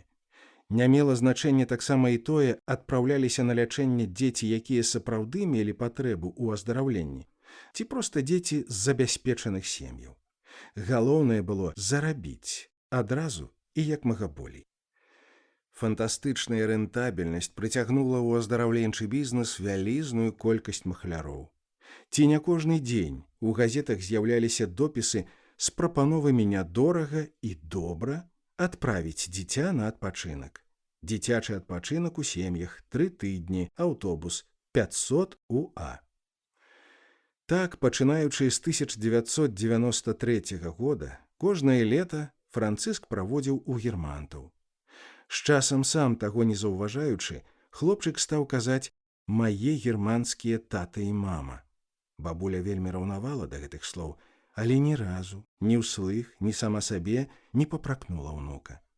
Сабекошт шчасця. За радасць любімага чалавека трэба плаціць, і часта не толькі наяўнымі.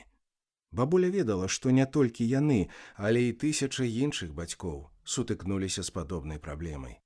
Употай ад дачкі Эльвіра Александровна сазвоньвалася з сем'ямі, якія таксама пасылалі сваіх дзяцей да германтаў, і яны ўсе расказвалі адно і тое ж.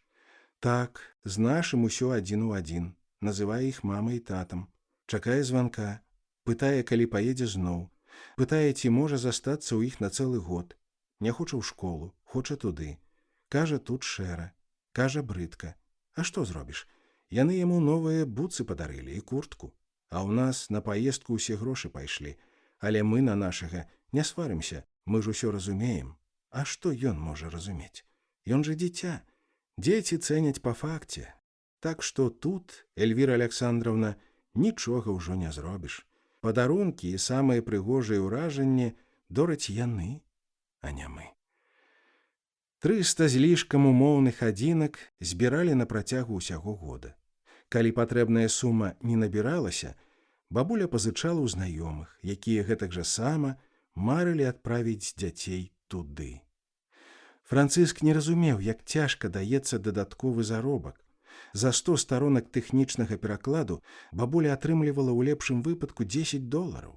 Распешчаны хлопчык не разумеў гэтага і часта паўтараў, што германты любяць яго больш. Германты заўсёды куплялі яму шмат адзення і марозіва. Германты вазілі яго на паўночнае мора і нічога не шкадавалі. А бабуля кожны раз, калі ён прасіў крыху грошай, пытала: «Навошта?» Яны пытаюць, чым могуць вам дапамагчы. Яны кажуць, што будзе лепш, калі забяруць яго. Паўночнае мора, свежае паўночнае паветра. Яны кажуць, што ў іх яму не давядзецца ляжаць у такой убогай палаце. Перакладзіце, калі ласка, што я не думаю, што там яму будзе лепш. Так і перакладзіце, без запабяганняў. Палата такая, бо лепшай у гэтай краіне няма. Я не ведаю, быць можа, толькі ў прэзідэнта. Звычайная палата. У нас усе такія. Мы не эканомім на ім. Не адкладаем сабе на сукенкі ці ежу. Проста няма нічога лепшага. Перакладзіце, яны павінны гэта разумець. Яны кажуць, што тут тынк са столі сыплецца. Перакладзіце, што нам абяцалі рамонт. Калі не зробяць, мы зробім за свае грошы. Ён пытае: «І вы верыце?» Ён кажа, што зусім відавочна, што ў бліжэйшы час тут будуць узводзіцца толькі спартыўныя збудаванні. Ва ўсіх германскіх газетах пра гэта пішуць. Яны кажуць, што дапамогуць і вам, і вашай дачцэ пераехаць разам з Францыскам. Ён настойвае на тым, што гэта трэба рабіць абсалютна абавязкова. Ён кажа, што няма выхаду.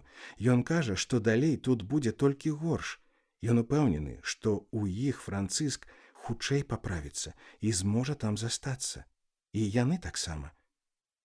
І што я буду там рабіць? Ён пытае, у якім сэнсе? У тым сэнсе, што я там буду рабіць? Знойдзеце працу, пачняце новае жыццё. Ён ведае, колькі мне гадоў.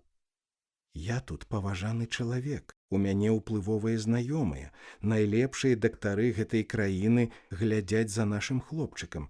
Вы паспяваеце перакладаць? Найлепшыя.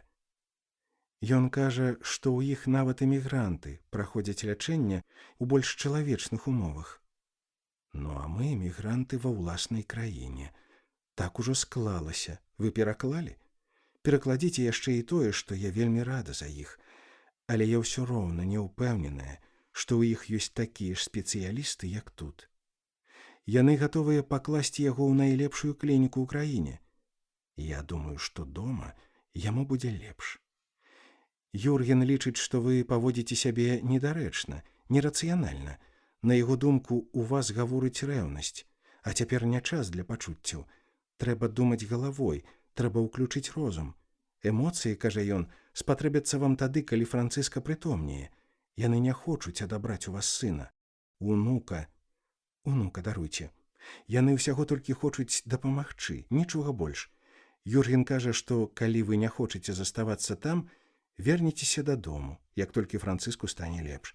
Ён кажа, што горш ад гэтага дакладна не будзе. Яны не збіраюцца займаць ваша месца ў яго жыцці. Ён кажа, што як толькі хлопчыку стане лепш, ён, вядома, зможа вярнуцца дадому. Яны паразмаўлялі з галоўным доктарам, і, на яго думку, Францыск цалкам транспартабельны. Ах, яны яшчэ і з доктарам паразмаўлялі? Так, толькі што. Перакладзіце яму, калі ласка, што мы вельмі цэнім усе ўчынкі, якія робяцца за нашай спінай. Перакладзіце таксама, што шмат усялякай папяровай валакіты. Яны могуць схадзіць у ліцэй, напрыклад, і паспрабаваць высветліць, што рабіць далей.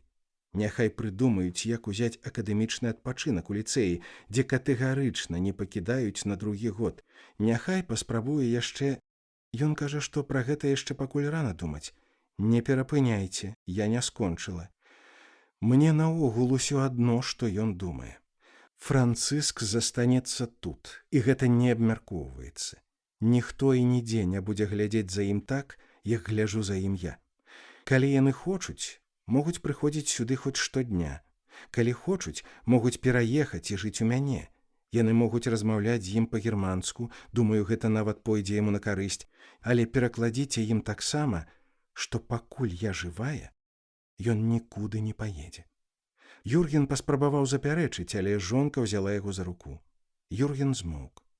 Праз перакладчыцу жанчына, якая маўчала дагэтуль, прапанавала ўсім выйсці ў калідор. Так і зрабілі. Селі насупраць палаты. Германтка запытала, якія цяпер пенсіі, і гэтага аказалася дастаткова, каб перамяніць тэму. Тон змяніўся, усе супакоіліся, астылі.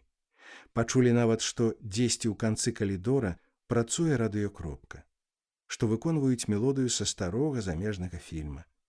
Загаварылі пра кошты на прадукты, квартплату і праезд у метро.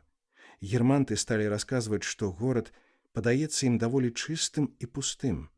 Юрген расказваў пра тое, што паводле яго назіранняў людзі тут зусім не ўсміхаюцца, і, як мінакі, пацвярджаючы яго словы, праходзілі дактары і медсёстры. Юрген кажа, што большасць людзей выглядае так, быццам у іх дрэнны настрой. Ён пытае, гэта ж не праз трагедыю, але я яму сама адказала, што не. Гаварылі пра гісторыю, рэлігію, традыцыю і ежу. Калі гаворка зайшла пра тое, чаму аддае перавагу цыск, бабуля ўпершыню з усмешкай адзначыла, што паспела ўзненавідзець германскую кухню. Кожны раз, калі ён прыязджаў ад вас, ён патрабаваў, каб я зрабіла яму сасіскі, як Клаўдія. Я спрабавала, але што я магла зрабіць? У нас нават прадуктаў такіх няма. А ён усё казаў, што я не ўмею гатаваць, што сардэлькі павінныя быць іншымі, і што бульбу я няправільна смажу, што яна зусім не фры. А як я магу зрабіць гэтую фры? Я не разумею. Калі жанчыны загаварылі пра кошты, Юрген вярнуўся ў палату. Ён сеў побач з Францыскам і ціха загаварыў пра футбол. Ён казаў пра тое, што аднойчы піраты абавязкова вернуцца ў найвышэйшы дывізіён і зробяцца найлепшай камандай у краіне і нават на кантыненце. Мы яшчэ разам паглядзім, як яны дадуць чосу дыназаўрам. Запэўніваю цябе, так і будзе. Галоўнае верыць. Пройдзе сезон ці два, ты ачуняеш і ўбачыш, як мы будзем гуляць супраць самых моцных камандаў. Францыск спакойна дыхаў, і Юрген працягваў расказваць пра тое, што нарэшце знайшоў кнігі, пра якія казаў цыск, што з задавальненнем прачытаў іх і цяпер рэкамендуе ўсім сваім сябрам. Затым Юрген зноў расказваў цыску пра кароткі шпацыр па горадзе. Пра тое, што пакуль мала што бачыў, бо адразу з аэрапорта прыехаў сюды, але ўжо нават аэрапорт зрабіў на яго вялікае ўражанне. Такое адчуванне, што ў вас ніхто не лётае, там зусім няма людзей, усё такое халоднае, шэрае, паўсюль гэты мармур, такое адчуванне, што прыляцеў не на самалёце, а на машыне часу. І яшчэ, усе вашы памежнікі і мытнікі, яны размаўлялі са мной так, быццам я злачынца. Я заўсёды казаў, што самыя вялікія расісты ў свеце – гэта памежнікі і мытнікі. Я бачыў горад толькі з акна таксі.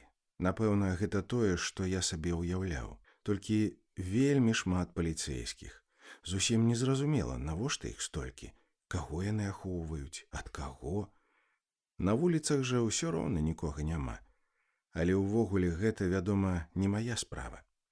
Ведаеш, мы вырашылі адвезці тваю маму і бабулю ў рэстаран. Так, проста сёння ўвечары. Мы падумалі, што апошнім часам у іх так мала прыемных падзей у жыцці, што яны ва ўсім сабе адмаўляюць, каб дапамагчы табе. Так што мы з Клаўдіяй вырашылі, што маленькае свята ім не зашкодзіць. Няхай прагуляюцца, праўда? А то бабуля твая зусім адсюль не выходзіць, толькі на працу.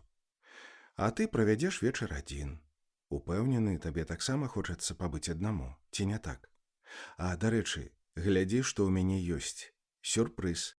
Гэта майка з нумарам, як ты заўжды хацеў. Глядзі, 10. Ты яшчэ абавязкова пагуляеш у ёй.